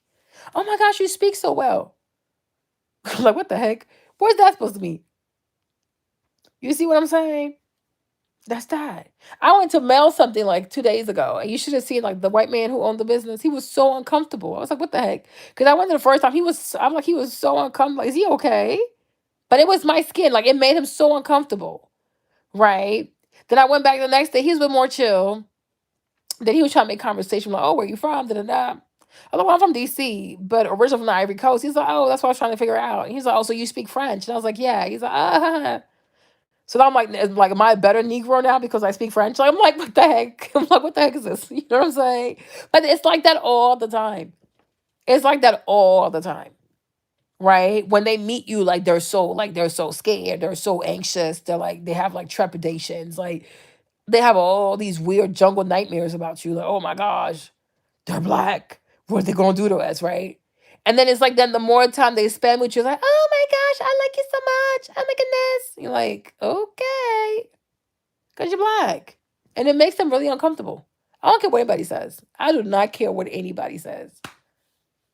I don't care. They have to vet you to make sure you're domesticated. Like, oh, look, good little girl. She gonna sit there and be quiet, right? So that's how it goes, right? That's how it goes. So it's like, have mercy. Like, I don't know. I just feel like you gotta have mercy on people. Gotta have mercy on people. Gotta have mercy on people who look like you. You know what I mean? And of course, you're gonna find that there's a lot of ignorance, but there's ignorance everywhere else, though. Every ethnic group has their own issues, like their own like baggage of ignorance that they have to deal with, right? But it's like when it comes to black people, especially here in Black America, like when it comes to like, there's a lot of ignorance, but that ignorance also is systemic. It's intentional, right? It's intentional. And so people might mean well, but the way they go about it is ignorant. It's not healthy. It's not productive, right? But it's like even that too is having mercy for people. Having mercy and in a loving way, showing people like, yo, this is how you can do better, right? This is how you can improve. This is how you can do better. Because the way you're going about this, not only are you going to hurt yourself, you're going to hurt your community, they're going to lock you up. You know what I mean? They're going to lock you up. But like I say to people sometimes, like let's talk about like drugs or gang violence too, right? When people have known that for like generations, they're not going to just give it up like that. Because now it's part of the culture, like it's part of like the assimilation, right? And a lot of times too, like when you want to take something negative away from people, when you want people to stop doing something, you got to replace that with something else. So if you want, like if you say, oh, stop doing drugs, stop dealing drugs, stop having the gun, stop the shooting, right? You gonna have to replace that with something else, right? Something even better. So if you take the guns, give them a computer, right? If you take the guns, then give people like access to trade schools, right? But there's nothing to change. Like there's nothing that you can do an exchange with. Oh, just stop. They can't just stop because like not even to say it's okay to be into the gangs, but the thing is, you give up your gun. If the other party has not given up their gun, now you're exposed. So it's like it doesn't work that well, right? It's like you got to have something that people can exchange this lifestyle for something else, right? If you tell a young lady, oh, you shouldn't be a stripper, you know what I mean? God doesn't like it, or Jesus would not like for you to strip, or you shouldn't do that to your body. I mean, definitely it's true. I don't think Jesus wants anybody to strip, right? Because it's not safe. But it's like, but if the person has like bills and things to do, what else are you offering the person that is comparable? That the person can take care of themselves without having to do this kind of stuff, right? So we gotta think about that. Because when you take something away from people, you gotta replace it with something else. Or they're gonna find something else that's even more dumb and get into it. You know what I mean? So that's something also that you got to have like mercy for and you got to pray for. Like me, Marlene, I didn't really, I don't, I'm from Africa. So I didn't really have a culture of like stripper. I'm like, what the heck is this? Right. It's something I really learned was like really big here like that. I was like, what the heck? But even that too, like you recognize like there are certain economics, like there are certain economics, social economics, there are certain cultural pressures that lead a lot of young ladies into that lifestyle. But I don't even think anybody wants to do that, right? But then again, you have social media, which are like the majority of these platforms are the majority of the platforms are white owned, right? And once again, our bodies is always entertainment to these people. So when you're on social media, if you're a young person, whether you're young and dumb or you're young and under financial pressure or you're young and you're vulnerable, you're young and you are unprotected, you're young and you don't have any family, you know, there's a reason why the algorithm on social media, on YouTube, especially Instagram, promotes stripper culture, right? So when you keep seeing something over and over and over and over again, and then the only thing they show you is the good sides, it's the money, it's the success, it's the elevation, it's the breakthrough, it's the bags, it's the ballers and the shot callers, it's the money everywhere, right?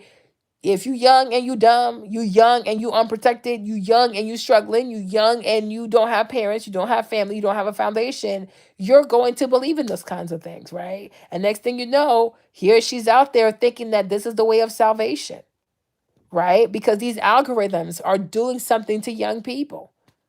They write algorithms to put a certain narrative in front of black children 24/7. And that's problematic. That is problematic. That is very, very problematic, right? But these, like, they write the code. Like, all this stuff is intentional. Like, this is nothing but a plantation, y'all. It's a plantation, man. It's the same mindset. It's just a different way of playing the game. But it's like, just like on the plantation, you would only see certain things nonstop. So you felt like that's all you knew. You guys, it's so crazy because you think about it, like you think about yeah, that's not cool also. That's not cool. Like, you think about it, like, you might be free, baby. Like, you might be free. Or you might even know the way to freedom. Like, legit, let's talk about that. Like, you might know the way to freedom. You might be free. But if nobody tries it, you like, damn, am I sure? You see what I mean? Like, let's assume there was a way out of the plantation. Let's assume God led you to the way out of plantation. You're like, damn, is that it? You know what I mean? Like, you saw like the golden way, whatever, right? But then it's like, but if this is the way, how come nobody's tried it? Right? And it's not even like it's a whole lot of people who haven't tried it. So then you start to question yourself, like, how do I know this is the way? Am I sure this is the way? Could this really be the way? Maybe I'm crazy. Because it's like, it's so easy. It's right there. But how come nobody ever did it? You know what I mean? But that's what fear does. You can be you can be right there with the breakthrough, yo. Like, for real. Like, you could be like within an inch of your breakthrough. You could be within like a mile of freedom. But then you're gonna start questioning yourself, like, nah, this can't be. It's too easy. No way. Then why am I the only one? What? Is something wrong with me? Nah, nah, nah. But it's fear. It's fear. It's fear. And it's fear that keeps people in bondage. And that's what I think plantation owners to this day, because we still have plantation owners, right? All these big banks, plantation owners, big pharma, plantation owners, people who run the food industry, plantation owners. So what they do is they put a lot of fear out there. Fear, fear, fear. So you're like, oh, maybe I'm crazy. But it's like, no, you are right. But because nobody else wants to do it, or nobody else has done it, nobody else believes in it because it seems too easy, you're like, well, maybe I should just wait like everybody else. And before you know it, it's a year, it's 5 years, it's 10 years, it's 20 years, it's 30 years, it's 50 years, and then boom, you're dead. Like, oh my gosh. And then you died, and God was like, but why didn't you ever take that path? Like, I don't know. It was just too easy. It was too convenient. It was like right there. It wasn't even hard. He's like, yeah, that's it. Like, what? No, there's no way. You know what I'm saying? Like, that's what they do. And that's how they have wired black people. We know what freedom is. We do. In terms of food, relationships, mindset, money, marriage, children. A lot of black people deep down inside know the answer. But it's just like, nah, it's too easy. I don't think so. So then you don't want to do it. So then you don't want to do it. Then you think something is wrong with you. But it's like legit. There's nothing wrong with you. There's nothing wrong with you at all. You're on the money. But if you don't believe yourself, if you don't believe in yourself, right, the answer could be right in front of you. The answer could be right in front of you. And you won't even know it because you're afraid.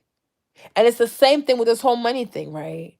A lot of black people have a way out of poverty, way out of living paycheck to paycheck, way out of so much foolishness, right? But we just can't believe that it's not as hard as we think. Because we've been groomed on this plantation to believe that everything for a black person needs to be super hard.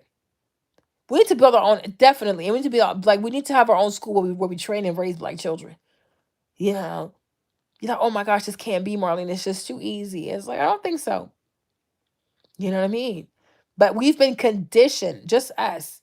We've been conditioned to like, and that's why, like, a lot of times, right? It's a lot easier for a white kid to drop out of college and blow up and go start a business, right? Because they've been conditioned to believe in this like genius that they have. I have yet to see it, but white children are encouraged to believe in themselves, right?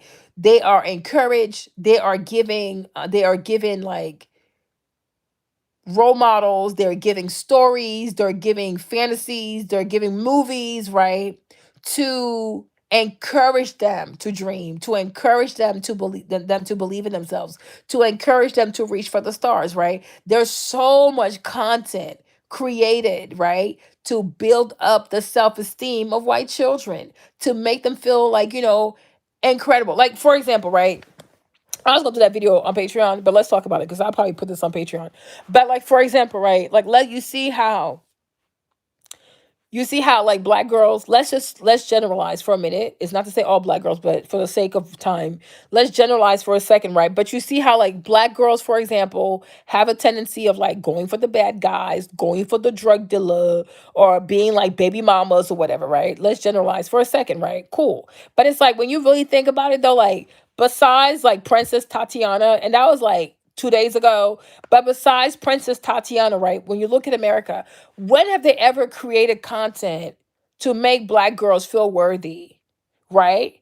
Sleeping Beauty. Then you got a whole crackhead. That's a white girl for me. She white and she on crackhead, okay? Because I'm like, what kind of little girl be going in the attic playing with needles and then she overdosing? That's why she asleep, y'all. She overdosing because she in a coma, right? But I'm like, why is she playing with needles? That is so weird, right? But it's like you got a little white girl who goes in the attic, plays with rusted needles, little crackhead, right? But a man is gonna come and save her, right? There's like a knight in shining armor out there fighting for her. They be out there slaying dragons. Like they got all kinds of movies with little white girls to make them feel special, right? To make them feel like a little princess. And whether she a little crackhead or whether she hangs out with ugly little midgets and dwarfs. What kind of woman hangs out with little seven dwarfs? That's weird. Okay, what in the sex trafficking human ring is going on here? Okay. Okay. So, what's it called? Like, you know what I'm saying? But you got a whole white girl in the forest out there somewhere sniffing on mushrooms. Okay, here goes Snow White, another little crackhead. Okay, why you in Snow White for? Playing around with mushrooms, an hallucinogen. That's what she was doing out there with the four, them little dwarves. Okay, her little pimps. She got little seven little pimps. Humpty Dumpty, whatever the names are. It don't make no sense, right? She opens the door to some ugly, nasty little witch who didn't wash her hand. I bet you they had C19 back then too, right? Being stupid and all in the forest, right? But she still gets a shining armor to come to her rescue. You understand what I'm trying to say? You look at Ariel, okay? She half human, half fish, okay, right? Don't Now she finds a way to a man. She gets some legs, can barely walk, can barely talk. But somehow this prince wants to marry a woman that talks ocean language. Okay, she like I'm like she's what's going on here, right? What's going on here? And like look at all the Disney themes. Like it's always like there's always somebody dumb enough, foolish enough, brave enough, crazy enough to risk his life, his his right to the throne, his wealth, his money to go rescue some foolish white girl in the ocean, in the forest, in an attic, God knows where. Right? So it's like when you're a white woman, how are you not gonna grow up and feel like you're so special? You're so like your life matters so much. You know what I'm saying? How you gonna? You know what I'm saying? If you're a white girl, you grew up seeing that, like, yeah, I'm gonna be married one day. Don't matter what I do. Somebody gonna love me. I could be a crackhead. I could be out there sniffing on mushrooms with some little some dwarf somewhere. You know what I'm saying? I could be half fish, half human, and speak fish language. Blue, blue, blue, blue, blue, blue, blue, blue, blue. Pretty much a college dropout, high school dropout. You know what I mean? You got Elsa out there with Frozen. She still gets a man. You know what I mean? No matter what, you got Rapunzel out there. She all the way up there with some long hair, and the man gonna go slay dragons, kill mountain deer. I mean, all kinds of foolishness, right? So it's like if you see it as a white girl, you gonna believe in yourself. You gonna believe in yourself, right? You gonna believe in your whiteness, in your white femininity, in your white this because you are constantly told that you're worth dying for. Like when we studied, like it was eighth grade, ninth grade English, we had to study the story of Odysseus, the Odyssey, right? The Odyssey. Once again, Eleanor Troy. Okay, then white man went fighting for one white woman because somebody came and took somebody's wife and took him to their camp. So that started a whole war for a white woman named Helen. Okay. That's the Trojan War, the Troy, the horse, the Troy, whatever they call that stuff, right? But all that stuff, millions and hundreds of people went fighting and died for one white woman named Helen. Baby, I couldn't believe it. I said all that for some kitty cat, but what do I know? Right? So it's like when you read all these stories over and over and over again about people dying for you, fighting for you, killing for you, and like how you not gonna feel special? You know what I'm trying to say? And if you are a black boy and you grew up in this Western society, you go to these, them public schools where they just brainwash you to feel like everything white is amazing. And you read all these stories about dying for the white woman and dying for the white woman and dying for the white woman. Like I don't understand like how white black guys can really come out of that too and not be brainwashed into seeing white women as like a status symbol. Dead ass, right? Dead ass. And nobody, you don't read no stories about people dying for a black woman. Hell no. She's the one doing the dying for everybody else. Like, I'm not trying to be disrespectful, but when you read stories of black women, they're the ones always dying for everybody else. So it's like, well, I guess they're not really a status. They're more like a sacrificial lamb. Call them heifers Jesus. Josephine. I don't know. You see what I mean? So it's like you understand why a lot of black girls don't grow up believing in themselves, right? Don't grow up feeling beautiful. Don't grow up feeling like I'm worthy or I'm deserving, right? And when they get old, they're like, well, I think I can have this too. You have fools like Kevin Samuels saying, like, oh, you need to simmer down and you need to stop and you need to be reasonable. But nobody tells a white girl to be reasonable, right? Because they are encouraged to dream of a prince charming. Like, how are you a girl from the water and you think you deserve to marry a prince? Like, what the heck? You know what I mean? You know what I'm saying? How are you a girl living in the forest and you think you deserve a prince? I don't understand. Like a lot of these girls in these stories don't deserve to be with a prince. Like what the heck? Who you be? Right? But that's how it be. Right? But then Disney, when it came to like Tatiana had to get her own man. So that's how you know she had a PhD because she had to go out there and kiss frogs. Nobody came to her. Tatiana was out there in Louisiana in the bayou looking for her own man. Like, oh, is that him? Should I kiss him? They made that black girl kiss frogs to get a husband.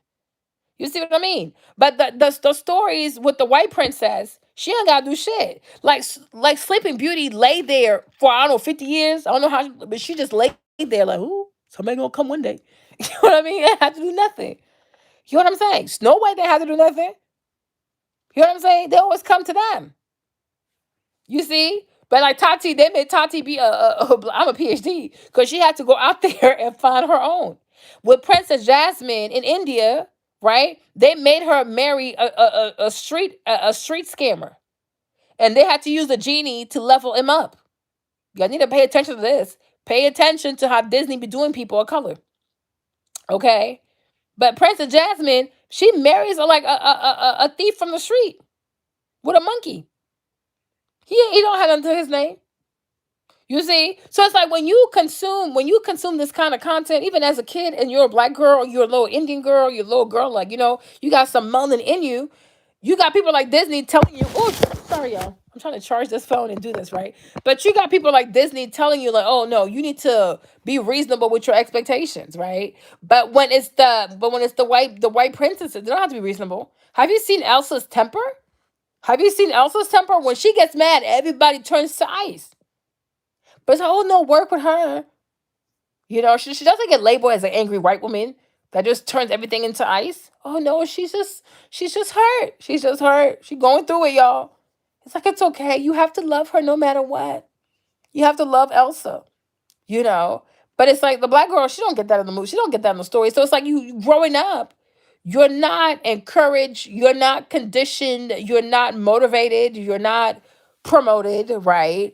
To believe that you deserve a happy ending, you deserve something romantic, you deserve a fantasy, you deserve marriage. Like, someone's gonna come find you, somebody's gonna come look for you. No matter what, people are gonna come to the rescue. And even people are talking about that young lady, Gabby Petito, right? They're like, oh, look how much the media has put into looking for her and the white police and the FBI. But I'm like, but it's the same narrative that you find in those Disney movies. Like people go out of their ways to find the white princess, right? And that's the same thing with Gabby Petito. She's a white princess. We have to find her.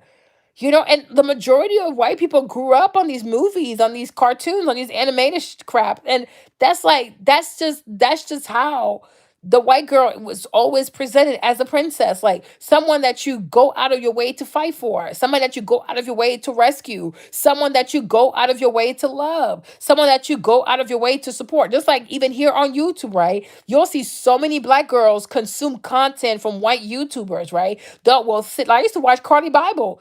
This girl can't teach me nothing, right? But it's like we're so conditioned to support them, to love them, to admire them, to compliment them, right? Do you see these white girls, whether it's Jacqueline, Carly, all them white girls, do you ever see them consume black women content, promote black women content, engage with black women content? They barely do. Because that's not what they're trained to do. They're trained to like receive all the attention. They're trained to be the princesses. And then we're trained to be like in the mammy in Scarlett Johansson, like, oh, what's it called? Gone with the Wind Fabulous. Oh, you have to cater to the white woman. You gotta watch the white woman's video. You gotta tell the white woman she's beautiful. You have to give her likes. You have to buy her products. You have to sponsor her. You have to cheer for her when she gets super, super rich for doing basic stuff. That's just how we're conditioned out here. That's how we're conditioned. There's so much conditioning. I'm telling you, all these kid movies and whatever, there's so much conditioning that goes on into that. And it's like, and I hope that more and more black people, especially more and more black parents, are gonna really see the pervasiveness and the perversion in those quote unquote innocent children movies that teach you that white people, especially white girls, are should be treated as like in such a special way, and the black girl, well, just leave her to die. Sometimes she's barely mentioned. Like, who even mentions her, right? Like, how many black girls, how many white girls went on to like Disney Channel and got to be super big and super famous and cross over into like movies, makeup, fashion, clothing. I mean, you name it, right? And how many black girls got those opportunities? How many black girls who went to Disney are even able to thrive like that, right? Because we don't have the princess stigma. We have the helper. We're the helper. We're like the second fiddler. Like we're the come like we come right behind and clean up. We're like the peanut gallery, right? That's just how they do people out here. Like it's so trifling. It's so trifling. But you guys, it is Sunday though. It's Sunday. I hope you enjoyed this little video. It's gonna go on private. If you want to see it again, it'll be on Patreon. It'll be on Patreon. But because I don't like putting my opinions on YouTube anymore. Because people out here just way too sensitive for my bloodline. But it's just like that's just crazy to me. That's really, really crazy. That's really crazy. If you're black, take it easy on other black people. Take it easy. Even if you want to help black people to correct their behavior, like, have empathy for them because it's not easy, man. Yeah, it really isn't easy. It really is not easy for us. It really isn't easy. It really, really isn't easy for us. Very challenging. That's why a lot of black women too have to do like the whole gossip thing, like do gossip, do commentaries. A lot of them did not start off as commentary channels. Okay. A lot of the black, even like Lovely T. I know Lovely T was trying to have a beauty channel, but she's like, child, this ain't gonna work. You know what I mean? A lot of black women didn't really want to have commentary channel, did not want to give out their opinion and be so opinionated. Like that's not what they wanted to do. But what they truly wanted to do, they went embrace for that. Like their beauty wasn't appreciated, their voice wasn't appreciated. So they had to go somewhere a bit more intense, right? Because and it's hard. It's hard to give your opinion because when you give out your opinion, people gonna hate you. Right? Especially if you give opinions against the system like Lovely T, they're going to play with your channel. They're going to shadow ban you. They're going to remove subscribers from you. They're not going to alert people that you're post. Like they do all kinds of foolish stuff, right? But it's like, but that's the only way sometimes that you feel like that's the only way for me to get noticed. Because if you stay polite, if you stay like calm, and if you do the right thing, you might never be seen. You might never be heard. Like you might never be noticed. So it's very, very tempting. Like it's very tempting to be like Tasha K too. Just cuss out a whole bunch of people, expose people, you know what I'm saying? But it's like if Tasha was like really nice and really sweet and really kind and she was really encouraging and loving, like her channel probably sitting at like 100,000 subscribers right now. People wouldn't be watching. But you come out, you be like the dark skinned woman bully with the short hair and the liquor. Oh, here we go, because that's another trope. So they're gonna start consuming the content. You see, like you always have to be a caricature of yourself.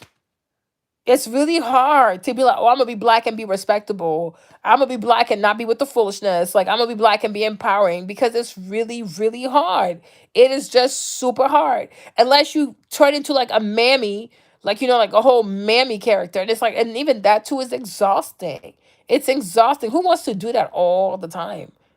And some people do it. I don't know how they do it. I couldn't do it. I don't have it in me. So people like me, we have it really tough. Because I don't want to do drama. I'm not interested. I don't want to do gossip. I'm not interested. I don't want to talk about celebrities. I'm not interested. I don't also want to be a mammy. I'm not interested. I want to be chill. So when you want to do that kind of stuff too, it might take a while, because you're not with the foolishness. I'm not going to promote drugs or alcohol. I know nothing about that life. I'm not going to promote the stripping. I know nothing about that life. I can't promote foolishness. I don't know nothing about that. I'm a pure West African, super Christian Pentecostal girl who grew up in the suburbs. I don't know nothing about nothing. Like, you know what I mean? And I don't perpetrate, I don't pretend to be what I'm not. So it's very, very challenging. It's very challenging when you're in that situation, right? So, but it is what it is. God is good. God is good. But if you're black and you have issues and it's okay. We all have issues, right? Don't beat yourself down. Don't be harsh on yourself. We all have issues, right? Just take it one day at a time. Be kind to yourself. Be honest about what you know, what you don't know. Be honest about what you could do better at. Which where you could improve. But just be kind to yourself. Be kind to yourself. It takes time, man. It takes time to undo a lot of bad behavior, years of bad behavior. Cultural training, cultural upbringing. It takes years to fix it, right? But be kind to yourself. Don't let anybody shame you. Don't let anybody make you feel bad. If you like nice things, you like nice things. Just, be reasonable with, the stuff that you like. Yeah, gossip, like it's a lot. It's a lot. Like Lovely T, I don't even know how she does that stuff. Like it's a lot. It really is a lot. Like all the Lovely T people, Tasha K people, I don't even know how they do it. Man, I'll be so drained. I'm like, oh, I can't do this. It's toxic for my brain. So, you know, but just be kind to yourself. Be kind to yourself. It takes time, man. It takes time. Like even me, I'm still working on myself. Like it doesn't happen overnight. Growth doesn't happen overnight. Like because every day, and sometimes like as soon as you feel like you conquered something, then God reveals something else you have to work on. So it's like you're constantly working on yourself. Like, you know, so just you have to do it in love. Just like losing weight, you gotta do it in love. You know what I'm saying? You gotta do it in love because it doesn't happen overnight. So you gotta be nice to yourself, you gotta be kind to yourself and do the best that you can. You know what I mean? That's pretty much what it is, right? And then that's it. That's it. So I love y'all. I love y'all. Gotta go now. I'm so tired. I was editing videos all day because I had to put a video up. Oh, Elena, thank you for signing up for Fear Crusher. I had to put up another installment today of Fear Crusher because I'm behind, but I caught up. Super cool. I'm so excited. So Fear Crusher is gonna be up. I have another course that's coming up. It's called the Money Mindset, but that one is more of a membership. It's a membership course, but it'll talk more about like money. It focuses on money, like fears around money, anxiety around money, depression around money, limiting beliefs around money, like restrictive beliefs around money. So it focuses more on the money thing. So, but it's $20 a month. It's 19.99 a month. It's not nothing crazy like that. So I was working on that too because I recorded it, but I had to edit. So that one is pretty dope because the Fear Crusher one, it was a pre-order. So there was no content, but once you paid, then like on the 15th, I started the course. This one with the Money Mindset membership, I already recorded like 2 weeks worth of content. So it's already on there. I'm so excited. I'm gonna upload the video for that on YouTube to like promote it. But yeah, it's gonna be all around money, everything about money. Just talking about money, pretty dope. I'm really excited. I like it. You guys, I love Kajabi so much. Like if you haven't signed up for my course, you need to sign up for one. It's so good. Elena's in one. She's in the Fear Crusher one. Um, yeah, you have to sign up. Like the money mindset one is really good. It's really good. Yeah, because I was talking to myself like, you know what? I'm like all my courses, like honestly, from courses to membership, whatever, it's not gonna be more than like 40. Like the most expensive I ever make a course is like $40. But I think like $20, something like that, so that everybody can have a chance to take it because it's really good. And the thing I like about Kajabi too, like, you can like structure the stuff because I can talk and be all over the place.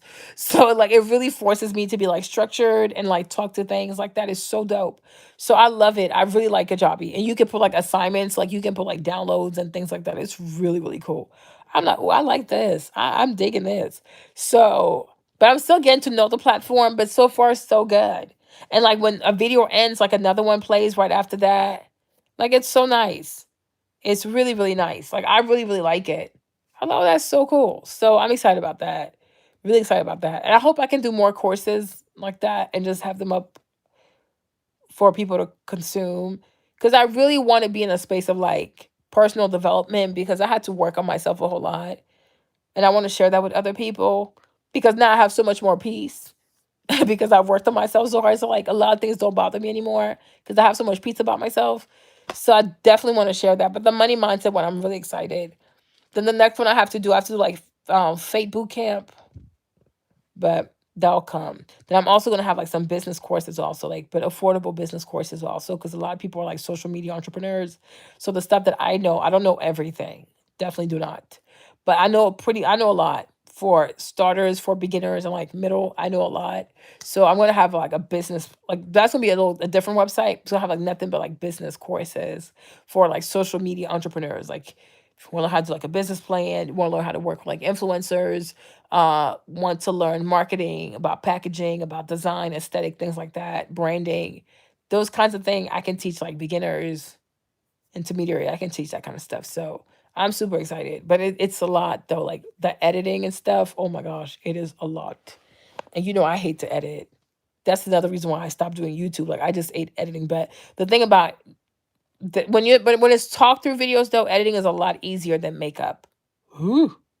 So for that, we thank the Lord for Jesus. We thank God for Jesus. We really do. So look out for Money Mindset. It's going to be 19.99. You get 2 days free. Like you get to sign up for 2 days to see if you like it because there's already like pre-recorded content.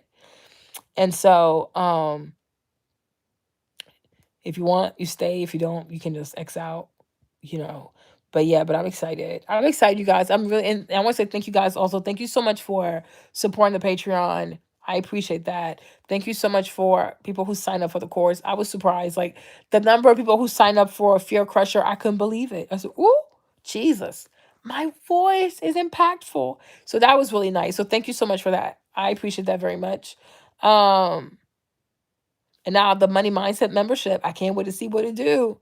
But I know I'm about to be surprised. Ow, ow, ow. I feel like that with the brand. I'm like, is that how it feels to be famous? So thank you guys so much for making me feel special. Um, I had to take some of the money and buy another hard drive.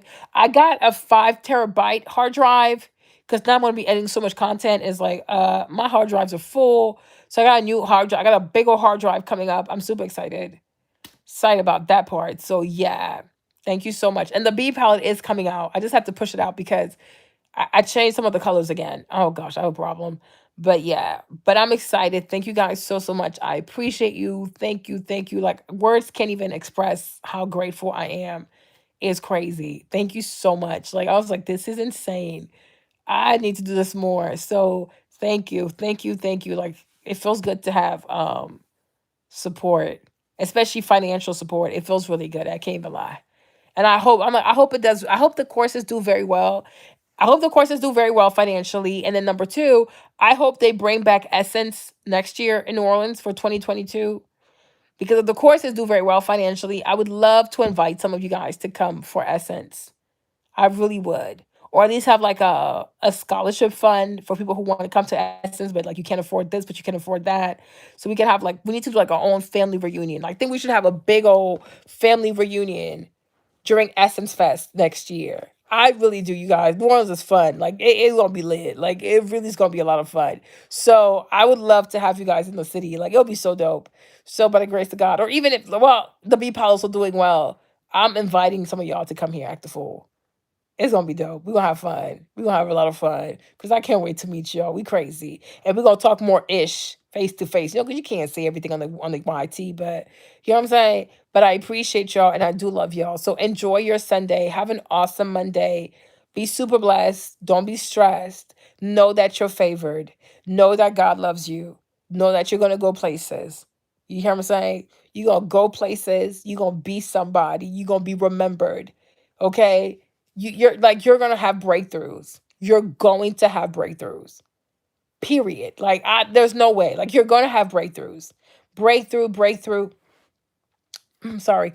If there's anybody here also, like, if you're struggling with financial lack, I cancel that over your life right now. I cancel that over your life right now.